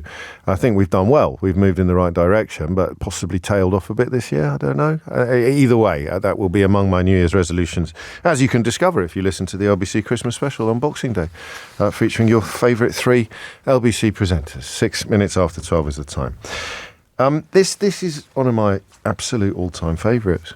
It is a subject that we did a lot at one point for the very simple reason that it was so prominent in my own mind and memory. It's about rats, and it's in the news today because of social housing landlords being really negligent when it comes to dealing with rat complaints. What do you think? In the last 4 years, this is from the Housing Ombudsman, by the way, by what factor do you think rat complaints have increased? Do you think they've increased by a factor of 2? Do you think they've doubled, tripled, quadrupled, quintupled? I may start making up words now. Sextupled, octupled, non-oopled? Is non-oopled a word? Do you think they've gone up 9 times or by 10 times? So 1, 2, 3, 4, 5, 6, 7, 8, 9, 10. By what factor do you think rat complaints in the past 4 years have gone up by? Nope, higher. Nope, 10 times. 4 years, 10 times. This is the Housing Ombudsman for England, Richard Blakeway, saying that it's a problem that needs to be tackled with urgency. And it is bad landlords who are getting most of the blame for this. Right, who's already got a sort of weird feeling in their tummy about this one? Who's already, because if you have, that means you've got a phobia. Rats are unique in their slithery ways. I think that I don't think I have a full-on phobia anymore, but that's partly because we had them in the house. And it was one of the most harrowing experiences of my life. And yet a rat, do you know, I was so harrowed by it that for a long time afterwards, if I was walking down the road and a leaf blew, I'd jump out of my skin. I was just constantly waiting to see a rat. And we were rescued from it by a fantastic company called Environ Pest Control. A couple of brothers, Ricky and Jimmy, came round and saved our bacon. They ended up with their own TV show, actually. They ended up with their own TV show at about the time I couldn't get on telly for love nor money. But my rat catchers, my rat killers, somehow got the gig. I said septupled, didn't I? No, I forgot septupled. Sorry, or would it be heptupled? Anyway, it doesn't matter. You're all wrong. It's 10. It's dectupled. Dectupled? Is that a word? Decadupled? Should be, shouldn't it? It should be a word. The number of rat complaints in the last 4 years has decadupled. It's decadupled. The number of rat anyway. How bad is it? So how bad is it, and how bad is your landlord? It doesn't have to be landlords. We can include private homes, privately owned homes as well. But I think this is one of the worst things that can happen in a home. I know that the full health damage of something like mould would be worse, and that rats are arguably more easily dealt with than damp or mould or something disgusting like that. But when you have a rat infestation, it eats into every fibre of your being. Every moment of consciousness is polluted by the rats. And I want to try to explain that to people who don't understand what it's like. So here's some of the case studies that the BBC has picked up on. 36-year-old nursing assistant in Manchester who can hear them scurrying around in cavities in her walls. She reported the problem. Pest control visited, made an access hole in the ceiling to put bait down, to put poison down. And she said, I used to wake up sweating at night, thinking that they were going to fall on my head. When they get bold, they get bold. That's what I find so fascinating about them. They're incredibly elusive creatures. They hide, but when you know you've got them, when they get bold, they get bold. And scurrying around in the walls.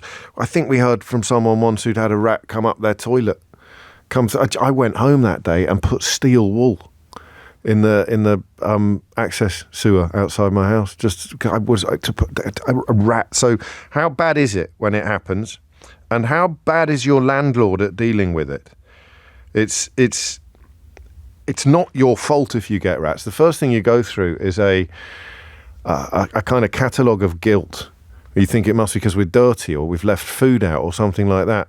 Absolutely not. It's categorically not your fault. They're attracted to rubbish, but it won't be your bin. It will be bins piled up outside, or if they're doing building work near a railway siding, there'll be families of rats that have come out, and they breed so quickly. They breed like rabbits, if you pardon the pun. And when they're in your house, I think it affects your mental health on a level that is almost impossible to explain. We moved out into a hotel.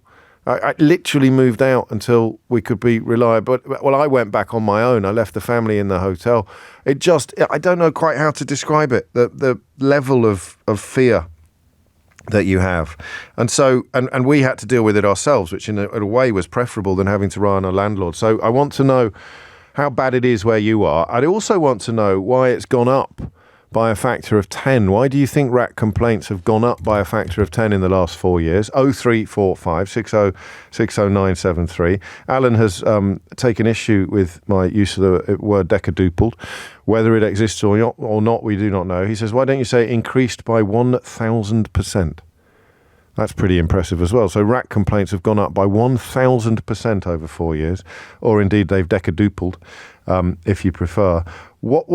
Just tell me the story that will make everybody else scream. All right, that's really what I want. 0345 6060 973. I apologise for trying to dress this up in academic or journalistic credibility. I want the story that will make everybody else scream, and then I want to hear about or how useless your landlord was at dealing with it. Increasing numbers of people telling me that their landlords don't take the blindest bit of interest in what's going on in their properties, which is doubly concerning because so many more people are renting, as we touched on in the last hour. But how damaging to your life, stroke mental health, would a rat infestation be? Ian wonders whether there is a subconscious bias in play here because we're running a phone-in on rat infestations during the slot on the programme that is usually reserved for PMQs. I see what you did there. Yeah, but no, I don't. Right, maybe subconsciously. Now, to answer the question about the reason why it's happening, the British Pest Control Association said that pest patterns changed a lot during the COVID lockdowns. Rats became more visible in residential areas because people were walking around less. There was less food being left in bins or dropped on the floor, and they were therefore more likely to move further afield looking for food, and that would bring them into residential properties more often. And remarkably, according to the Housing Ombudsman, when it comes to complaints about rats, some landlords are blaming their tenants for the problems. It's sometimes landlords are over-reliant on blaming the lifestyle of the resident rather than accepting responsibility themselves. So we'll do about half an hour on this, and then we've got Mark Drakeford's farewell tour, First Minister of Wales, joining us to, I think just sort of mark his departure from office, and I'm very, very glad to have him. We will be as well. If there's anything particular you'd like me to ask him, then get in touch on drop me a tweet at Mr. James OB, or indeed a text at 84850. It's just coming up to 12:15. James O'Brien on LBC. James O'Brien on LBC. So there it is. The amount of complaints about rat infestations have increased by 1,000% in the last 4 years. The Ombudsman for England, the Housing Ombudsman for England, suggests that landlords are increasingly trying to blame it on the tenants themselves. And I just want to know what it's like. Stella is in Thornton Heath. Stella, what happened? Hi, James. Hello. From July 21... I discovered I thought at first it was mice, but then it was a rat infestation. And how did you find out? Because my dishwasher, there was a leak by my dishwasher. Yeah. Got someone in to have a look behind it, and they found a nest. Oh. And what happened? Carry on, sorry. There was a collapsed drain pipe in the garden, and they were getting in under the house. And then they burrowed up through the kitchen floor, made a hole in the kitchen floor, burrowed up through there. They ate, so my dishwasher and washing machine was destroyed because they ate the back of the dishwasher and washing machine. Housing Association told me it was my fault. Did they really? Yeah, they didn't want to... Did they say why it was your fault, or did they just say it's your fault, or your responsibility? Because I had decking put in my garden. Oh, I see. Okay. But that wasn't how they'd got into the house or where they were living? No, it was a collapsed drain pipe, and I could hear them. I'm disabled tenants. I'm classed as vulnerable. Right. I live on my own. I could hear them at night in the walls. It was the smell... I think I've actually got PTSD because it was just horrendous. The Housing Ombudsman, it took a year for my case to be seen by the Housing Ombudsman, and they found in my favour, and they ordered the Housing Association to do a lot of work, and they haven't done it. They just haven't done it. So I'm going to have to go back to the Ombudsman. So they're still there? Complaints. No, the rats have gone, but where they've the kitchen is full of holes in the walls. Oh, no. So that's still there. Who got rid of the rats? Pest control, because the Ombudsman, one of the things that they did do was they ordered the Housing Association to send pest control out. So that worked. That's progress, but the damage in the kitchen is still there. Why are there holes in the kitchen? The holes were made by the rats? Yeah, where they come out and go through. And you must be constantly scared they're going to come back, Stella. Yeah, every time I hear a noise, I think it's a rat, another rat. It's horrendous. I can't describe to you how... I just can't. It was just horrendous, terrible part of my life. It really was. I fully see. I completely sympathise. But we had the choice of getting out of there and getting people in to do it quite quickly. If you haven't got those choices, it is. I think it is traumatic. I think it's deeply traumatic. Yeah. It was. It was horrendous. It really was. And even now, I've had to replace washing machine, dishwasher out of my own pocket. It's cost me thousands. Oh, that's not right. I've had to go to the laundrette every week for 2 years. Oh, you poor thing. It was just And the housing, they just don't care. No, they clearly don't. Even with the Ombudsman's ruling, they just disregarded it. And you are, I wish you weren't, but you are a perfect case study for almost every detail of this story. The negligent housing association, the trauma of the experience. Because some people don't realise, and you've helped me explain it very much, Stella, that some people don't realise what a big deal it is. You just, until it happens to you, I promise you, you've got no idea how stressful and traumatic it can be. 20 minutes after 12. Stella, take care. I hope things get better soon. Bob's in Kettering. Bob, what happened? Hello, James. Hello, yeah, about 10 years ago, we used to run a chicken hotel, so we used to look after people's pet chickens. Oh, yes. So if you ever look after chickens or I have looked after chickens. You will know yes. it attracts rats. They do, yes. And also we used to feed wild birds. Well, they sort of attract rats. It depends how you are husbanding your chickens. What the rats are attracted by is the food that is, overflowing or knocking around. Because we had words with some neighbours about this. We had an egg glue. Have you seen an egg glue? We had it. We had them. Well, so we were very clear and very careful about there being no food left spilt around the place or anything like that. But you can never be too careful, Bob, of course. Yeah. So, anyway, 10 years ago, the authorities changed the laws on the availability of rat poison. Oh, yeah. And so, after about 10 years ago, I was not able to buy the strong rat poison that did the job. Oh. And the only way I used to get it from online, and the only way you could get it was with a pest control licence. Ah, I see. So that was about 10 years ago, and I said to the wife, I said, I'm going to go and get a pest control licence. She said, you do that, I'll divorce you. Why? I have these mad ideas. Well, it's not a mad idea. It's the only way. So what happened with the rats and the chickens? Well, we just used to improve our husbandry, but when COVID hit, we had to give the business up anyway. Why? So, well, because people weren't going on holiday, so they didn't need to leave their chickens with you. And also bird flu. Did that happen during COVID? Yeah, well, it was about the same time. Yeah. And so I now just concentrate on clowning around because I'm a clown. So, You're what, a professional clown? A professional clown, yeah. Because I'm an amateur clown, as you can tell every day. But you're the real deal. So that was your job share, was it? You'd spend a bit of the week running a chicken hotel. Did it have a name? It was Riley's Chicken Hotel. Oh, okay. Yeah, we were very popular because there are not many people look after people's pet chickens. No, where did the idea come from, Bob? Well, we used to have our own chickens, and we gave it up. And the wife, she was asked to look after chickens at her school when she was a supply teacher, and it just blossomed from there. Anyway, to make a bob or two, you know what I mean? I do. I admire your entrepreneurial flair. What was the biggest number of chickens you could accommodate at any one time? 4 or 5, really. Okay, so it was more of a B&B than a hotel. Or a boutique. It was a boutique chicken hotel. Yeah, we used to get people asking us to look after 15. I thought, no way, But the noise and the smell, the hard work, and the neighbours would probably have something to say about it as well. And you not only did you charge bed and board, you also presumably got to keep the eggs they laid while they were in your care. Exactly. Oh, yeah. It's win-win. We had one chicken with a heart problem. Oh. And the wife had to give this little chicken a heart tablet every day. Really? Oh, it's just bonkers. Absolutely bonkers. Chicken ticker. You can have that, Bob, for your act. Yeah, I will do. I love the show, James. Take care, mate. Thank you. Chicken ticker, eh? Chicken ticker, the heart problem. Oh, get in. Sarah's in Fife. Sarah, what would you like to say?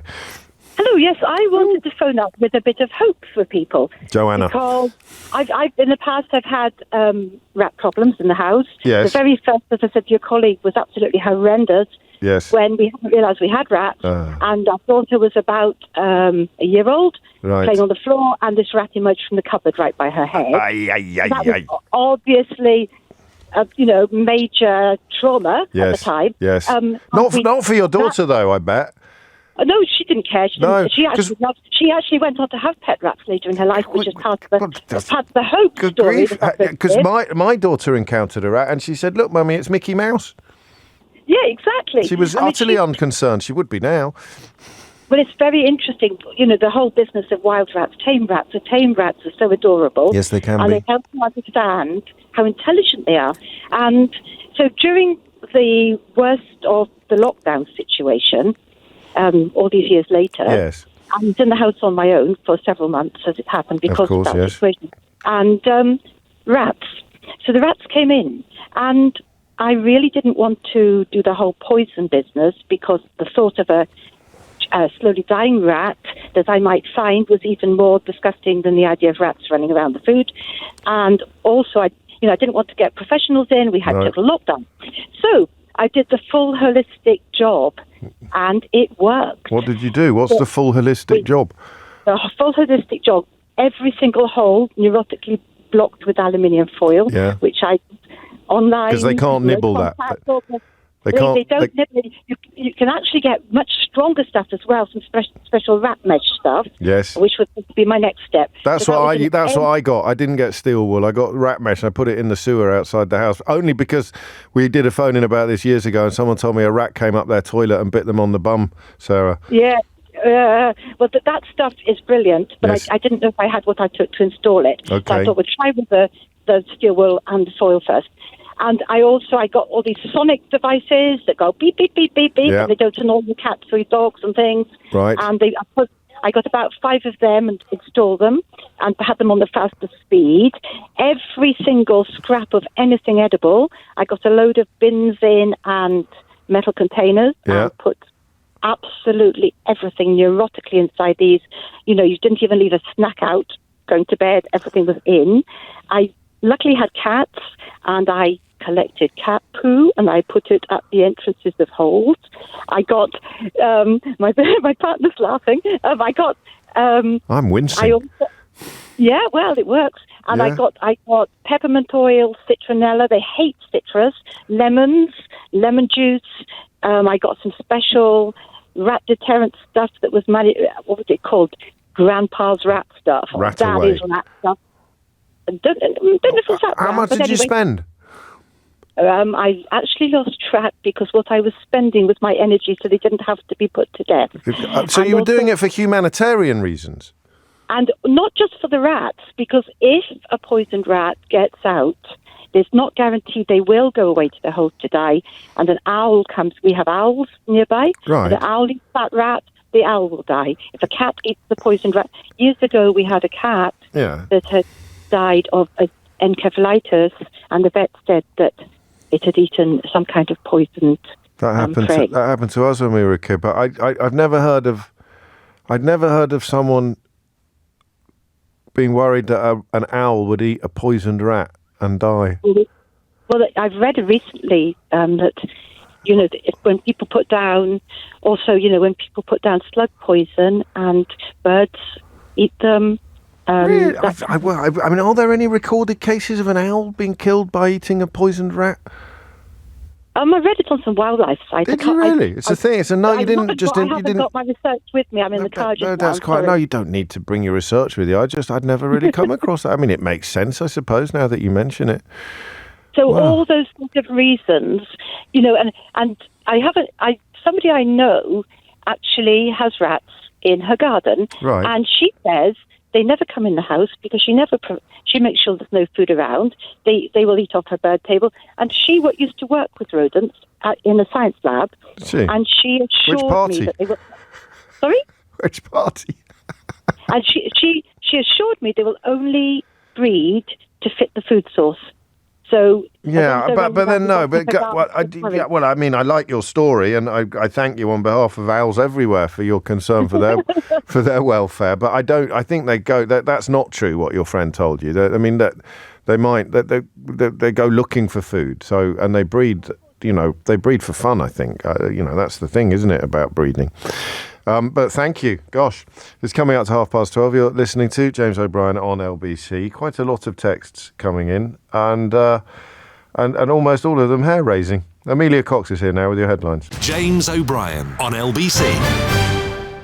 James O'Brien on LBC. It's a horrible business, isn't it? But, you've got to talk about it. Landlords are failing to resolve increasing numbers of complaints about rats in rental properties, with some, as we heard, indeed, from Stella, even blaming tenants' lifestyles, and this comes from the Housing Ombudsman. Rebecca is in Redbourne in Hertfordshire. Rebecca, what made you pick up the phone? Well, I can't believe you're talking about this, to be honest with you, James. No, I definitely am. I've checked. At 1 o'clock this morning, I was standing in my attic with a hammer, literally pummeling the floorboard. So this sorry saga has been persisting since the end of September. I'm not in rented accommodation. I own my own property. And at the end of September, we live quite rurally. I said to my ex-husband, would you mind putting some mouse traps up? I think I've got mice in the loft again. Yeah. Up he goes, puts the mice traps in, catches 3. Oh. Puts a few more mouse traps up, catches nothing. But this noise persists. Right. This awful kind of noise. Well, what sort of noise? Well, you've got a file. I've sent you a file of the noise.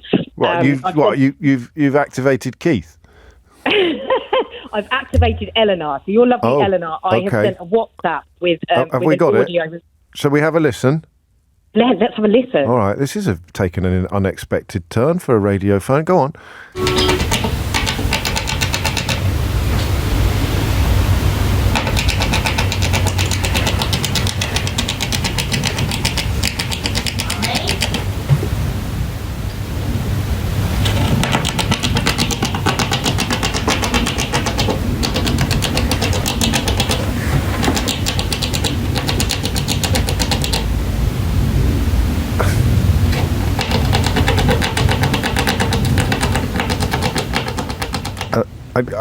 Are you sure that's a rat? Right. So, well, I thought I had mice. So husband puts more, ex-husband puts more traps up. It's nice that you've still got a friendly relationship. Yes, we do. And he's got the James O'Brien. I hope he's not listening because he's got the James O'Brien board game for Christmas. Oh, sensational! So, shh, your secret's safe with me.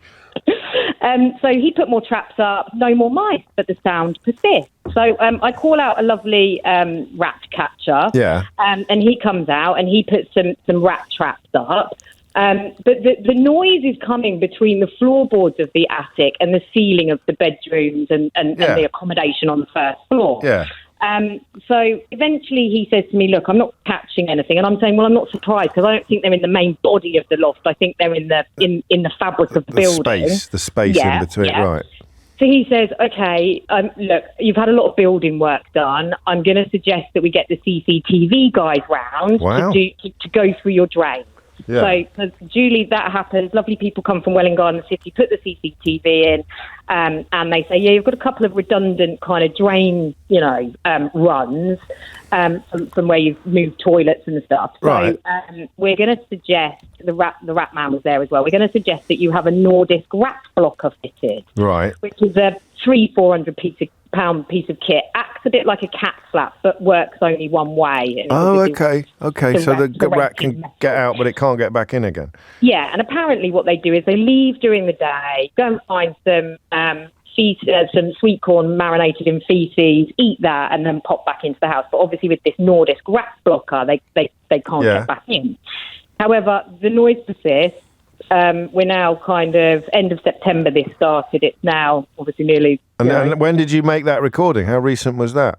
Oh, I make a recording every night and send it to the rat man. So that he just knows... Well, surely he knows what it sounds like by now. Yeah, I know. It's just to remind him that I'm still in this insufferable situation. And he said it was... I mean, could it be... I'm getting some clever suggestions in. Jason thinks it might be a water hammer or a dodgy extractor fan. No, it is definitely. I hear scampering. Don't say the word scamper on my programme, please. Sorry. That's all right. Yeah. So my dad came last week. Oh, yeah. So you're getting all the family involved then? All the family's involved in his late 70s, and he's up in the loft. Right. And he's cut the floorboards. He's made these big sort of hatches in the floorboards. Yeah. Which can then be lifted. And so the rat man came on Saturday morning and put traps in there. Right. Still no rat, still lots of noise. And at 1 a.m. this morning, I'm standing there in my pyjamas with a hammer. I braved it. What was the hammer for, though? Just to make some noise on the floorboard. To get the rat running around? I don't know. It just made me feel better. Maybe it was just getting rid of some angst, James. Well, that's what I thought when you rang. I thought, what's she hitting floorboards for with a hammer? That's not going to solve any rat problem. I just thought it might scare it away. I don't know what I was thinking. Are you sure it's not a squirrel? No, he's looked at the feces. I did ask. As has my dad, and we're definitely dealing with a rat. But yeah, I mean, it's just I can't honestly tell you how much it has impacted my sleep. I can understand. Have you thought of putting Riverdance on in the background, and then you wouldn't notice the noise quite so much? Yeah, we slept downstairs in the lounge for a few days. Oh, you poor thing. I'm lucky I got the option, right? Well, that's the one way of looking at it. So I admire your glass half full approach to life. But this has been going on for months. Yeah, we're kind of end of September, October, November. Yeah, nearly 3 months. You've got the CCTV, you've got the new hatches. So your dad put a hinge on the hatches so you could lift them up and put them down, or just pull them out. And just pull them out, yeah. And listen, stop sending me squirrels. We've checked the feces. All right. Honestly, some people so presumptuous, aren't they? As if you wouldn't have thought of that after. So, what's next, Rebecca? Well, Steve the Rat Man came this morning, and he said to me that he thinks rather than it being in the floor at the moment, although there's evidence that it's been in the floor, it might be behind a wall in the loft. So the loft at one point had been plasterboarded, and it's got. But it's getting in and out somehow. Otherwise, it would have starved to death by now. Well, it's either that or it's a very emaciated rat at this stage because it's been up there a long time. There's no food up there. To the best of my knowledge, it has never made it into the main part of the house, for which I am eternally grateful because of course. Spiders, snakes, fine. Rats and mice. But that's the problem, is because if it can't get into the main body of the house, then you can't bait it. You see what I mean? You've got a sort of weird chicken and egg. Well, we've gone back to Bob now. You've got a weird scenario here because it getting into part of your house, but not getting out of that part into your part, which means you can't get the poison or the bait that you need into the part that you need to get it into. So Anyway, I wish you well. I really do. And thank you for providing a sound file. I think that's the first on the programme, actually, that we've had a caller providing their own sound effects. I blame Nick Abbott. It'll never catch on. I'm going to read this out from Tom, although Keith made the same joke. He said, Rebecca sounds like she's got Michael Ratley living in her loft. Mike's in Bristol. I've got the outgoing First Minister of Wales sitting in the atrium, waiting to come on and do a sort of valedictory interview to mark his departure from office. And I mean, thankfully, I've met Mark a couple of times, so he knows that we often do grown-up stuff on the programme. But if this was his first visit to the studio and he'd be with his top advisors saying, no, we're going to go and talk to James O'Brien at LBC, he's a top political inquisitor, and he's just sat down in the atrium and I'm talking about rats and chicken hotels. Well, it is Christmas week, isn't it, after all? Darren's in Derby. Darren, what would you like to say? Hi, James. Hello, I'm a pest controller. I've been doing it for 30 years. Go on. These couple of things. As regards to the housing associations not taking responsibility and everything like that, there's a thing what's known as the Prevention of Damage by Pests Act of 1949. Oh, yes. Which basically gives the responsibility to the local authority to pass on to the landowner, the landlord, or the tenant of the property to ensure that the property take all reasonable action to that the property remains vermin free. Yes. This also runs in line with, so basically the housing association, provided you get a professional pest controller to come out and prove that there is a defect within the property which has allowed the rats to get in, then the housing association have to come in and correct that defect. Yeah, but they won't, will they? I mean, they might be compelled to do so, but they're a bit slack. You heard Stella. Stella's tried to blame it on her for not cleaning up after herself properly.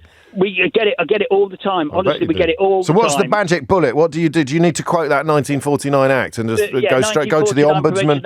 Yep, or you've got the Public Health Act 1961 as regards to disconnection of sewers. You've got the 1936 Public Health Act as regards to removal and destruction of vermin. But also... God, you know your stuff, don't you? I remember you saying... I listened to the bit earlier on where you was on about the lady with the owl. Yes. Her methods I was chuckling with, but she was right. There is a major thing within our industry at the moment, and it's called the CREW, which is called the Campaign for Responsible Rodenticide. I've just been reading about it. Killing wild birds with poisoned rodents is a big thing. you had a gentleman on before Yes. who was keeping chickens, and he said he was going to go and get his pest control license. Yes. They were the kind of people. But don't worry, he was a clown. Yeah. But they were the kind of people who were trying not to get pest control licenses because he would go out and buy the poison, not read the label, not have any idea what these poisons do, put it down to control his chickens rather than clean up the chicken feed. The rats then pass away in open areas. Birds of prey come down, eat the poison rat. Negative cascade effect. Curtains. Now, if you look at what's known as the RRAC, which is the Rodent Resistance Action Committee, that shows you the area resistancy throughout the world. Now, if you look at the United Kingdom, from London to Newbury to Bristol along the M4 corridor, everything is all rats are resistant to pretty much every single second-generation anti-rodenticide, other than the two main nasty ones. Blimey heck. Them two main nasty ones, if they get into the food chain, that causes devastation. So we can't be messing around. I mean, there's also... I've got to crack on, Darren, because you love your work, don't you? I do. What's the worst thing you've ever seen? I can send you a picture, you won't believe it. No, just describe it to me. Hang on. I've been... Hang on, I'm just tensing up. Go on, tell me. No, I've been into houses where I've had my worst one. It's a bit graphic, but there was a baby's lip was bitten off by a rat sat in the cot. God almighty, I wasn't expecting that. Yep, the rats regularly living in people's houses. But what people have to think of, instead of blocking holes here, there and everywhere, work your way back. Your house was not built with rats in it. So there is something wrong. You need to work your way back. In the domestic environment, it's either a drain which hasn't been capped off properly, or you've got a hole which somebody just misses. People always blaming people putting rubbish outside, but if you've got rubbish outside and a wall which is 12 inches solid brick... It won't matter. It doesn't matter. There's a defect. There's something wrong. You've got to work your way back. Yeah, I think that is good advice. Thank you. Oh, dear. Flipping really traumatised me then. I wasn't expecting that story to come out. And you thought I was exaggerating on this subject, didn't you? And, of course, the M4 that Darren described there famously leads to Wales. And up next, it's the former First Minister. James O'Brien on LBC. James O'Brien on LBC. 12:47 is the time. I don't know whether or not you listen to the Full Disclosure podcast. It's a long-form interview series that I do, and it veers in all sorts of directions. Entertainment, public life, politics. In fact, Fatima Whitbread, who you may have heard at this time yesterday, ringing in at the end of yesterday's show, just randomly, and calling me Dan for some reason, on at least two occasions. In fact, she's coming in. You saw her pick up the Helen Rollison Award last night at the BBC Sports Personality of the Year. And Fatima's coming in tomorrow to record this week's Full Disclosure. So it moves around a lot. And from my point of view, one of the most enjoyable interviews we've done, and from your point of view, one of the most popular interviews we've done, was with the First Minister of Wales, Mark Drakeford, who, of course, has recently announced that he is stepping down as First Minister and as leader of Welsh Labour in March of 2024. And Mark is with me in the studio now. So this is a bit like a Barbara Streisand farewell tour, Mark. That's what's going on here. I'm on a sort of podcast tour today. But there won't be comebacks. Not, because she's done about 47 farewell tours by now. This is definitely the real deal. Once you're gone in this business. They say that all political careers end in failure. I suppose you might be an exception. Well, I think it is very lucky to have the chance to go at the point of your own choosing. And I've been able to do that, although I said in the very beginning 5 years was enough, and 5 years is what it's been. What? I thought you were going to go at the end of the 2026 Senate term. Oh, no, you always said you would leave before that. You always said you'd leave before that. Yeah, I want to give my successor 2 clear years leading up to the next Senate elections. You've got to learn to do the job. You've got to make it your own. You've got to make yourself known to people in Wales. And 2 years, I think, is a good period of time for that to happen. You had, of course, the extraordinary experience of leading Wales through the pandemic crisis, through the and you were often cited as quite a stark contrast to your counterpart in Westminster. Was that a fair description, do you think? Well, we're very different people and we were leading different nations. But I find even after all these years, I can find myself shocked. You did just wince when I brought it up, actually. I should mention for people who can't see you. I just been following a little bit of the COVID inquiry and, just the way people behaved towards one another. And I was very lucky, quite genuinely, inside the Welsh Government. We were completely united around that one goal, which was to try to keep people in Wales safe. And it is spectacularly different. So you weren't sending each other WhatsApps, effing and jeffing and calling the other fella all sorts of foul names? It would have been unimaginable, really. But it was going on, just down the rat-infested M4. The rat-infested M4, you've got to watch those. Seeing you, as much as listening to you then, I mean, we've been covering it, obviously. We've covered today Penny Mordaunt's revelations about disappearing WhatsApp messages. But, of course, it's the ones that haven't disappeared that you're referencing, among other things. But to see, a national leader respond with visible incredulity and shock, for me, it's quite an arresting moment, because it makes me realise that I've probably become a bit inured to it. Well, I genuinely, hearing and reading and seeing those things, I think it is authentically shocking that at a moment when we were facing this enormous crisis, that instead of being focused on trying to do everything you could, people were spending their time sending one another messages about how absolutely awful and not up to the job somebody else was in the same place that you were working. Well, all I can say is that it genuinely was not like that in the place I was working. No, enough about them, and more about you. What are you proudest of, do you think, during your tenure? Oh, well, James, I absolutely try not to think of things in that way. I've been very privileged and lucky to do what I do. There will be things that I hope I will look back on, but I'm not interested. I don't do the job for legacy type reasons. I hope that the 5 years has been the sort of 5 years as best I could make it that I wanted, where we do the difficult things. You're not in these jobs for long. I believe that you should use the chance when you have it to do the things that are hard to do, not the things that anybody could do. So the first big decision I had to take was to not go ahead with a relief road, an M4 relief road around Newport. And in the last few weeks of being First Minister, there will be a series of other things like that. We will reform the council tax in Wales. It's very hard to do because there are always losers as well as winners, but it's the most regressive tax we have, and it needs to be reformed. We will reform the school year. It's only been 150 years. And finally, we will bring the school year into line with the way people live their lives in the 21st century rather than the agriculture-driven timetable of the 19th century. It's a form of politics, yours, that is... I'm glad you started with something that sounded quite dull, because, of course, for the people affected by a relief road or not affected by the not having a relief road, that will be among the most important things in their daily existence. And there's two types of politics, isn't there? There's the sort of grandstanding, and then there's the details. And you've always been a details politician, I think. Have a bit. What do I enjoy in the job? Actually, strangely enough, I quite enjoy sitting down for an afternoon with a set of papers where there's a problem to solve and choices to be made. I'm very at home doing all of that, and I've been lucky that I don't find making decisions all that difficult in the end. When decisions have to be made, but you should make difficult decisions.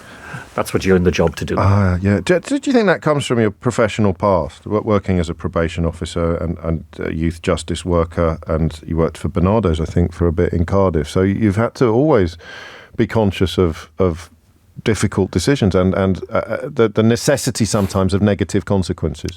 Well, what I think that background has given me is a sort of rooted decision. When you have spent time sitting in people's front rooms who are living very, very difficult lives, whose choices are not the choices that other people are able to take for granted, whose possibilities for the future are very different to the ones you would want for yourself or others. We've had a real debate inside the Welsh Government trying to lay our budget yesterday about whether we should use our income tax powers. And in my mind, are always people who are right on the margins of managing. And knowing that if we were to have increased income tax rates in Wales, those would have been the people who would have found managing day by day, as people have to, even more difficult than they do now. And what do you think you'll regret? I think you've given us some hints, or not regret, rather. What will you miss most about the job? Well, I've been there since the beginning. Yeah. So I've been there since devolution started. I spent the first 10 years in the First Minister's office with Rodri Morgan. So of course. I'm sure I will miss what you get by being right in the very centre of things. You're there when the big conversations happen, when the decisions have to be made. And if you're not in the room in politics, then inevitably you're not able to be influential in the way that you might want to be. So I'm sure there will be days when I will think about that and think, well, I'm not going to be doing that anymore. And what plans do you have? Did you have anything in place? My condolences on the loss of your wife, Claire, in January of this year. One of the many charming things that I learned about you was that you'd moved into the back garden during COVID, hadn't you, in order to protect Claire and her mum, because they were both vulnerable. But it means, of course, that you have.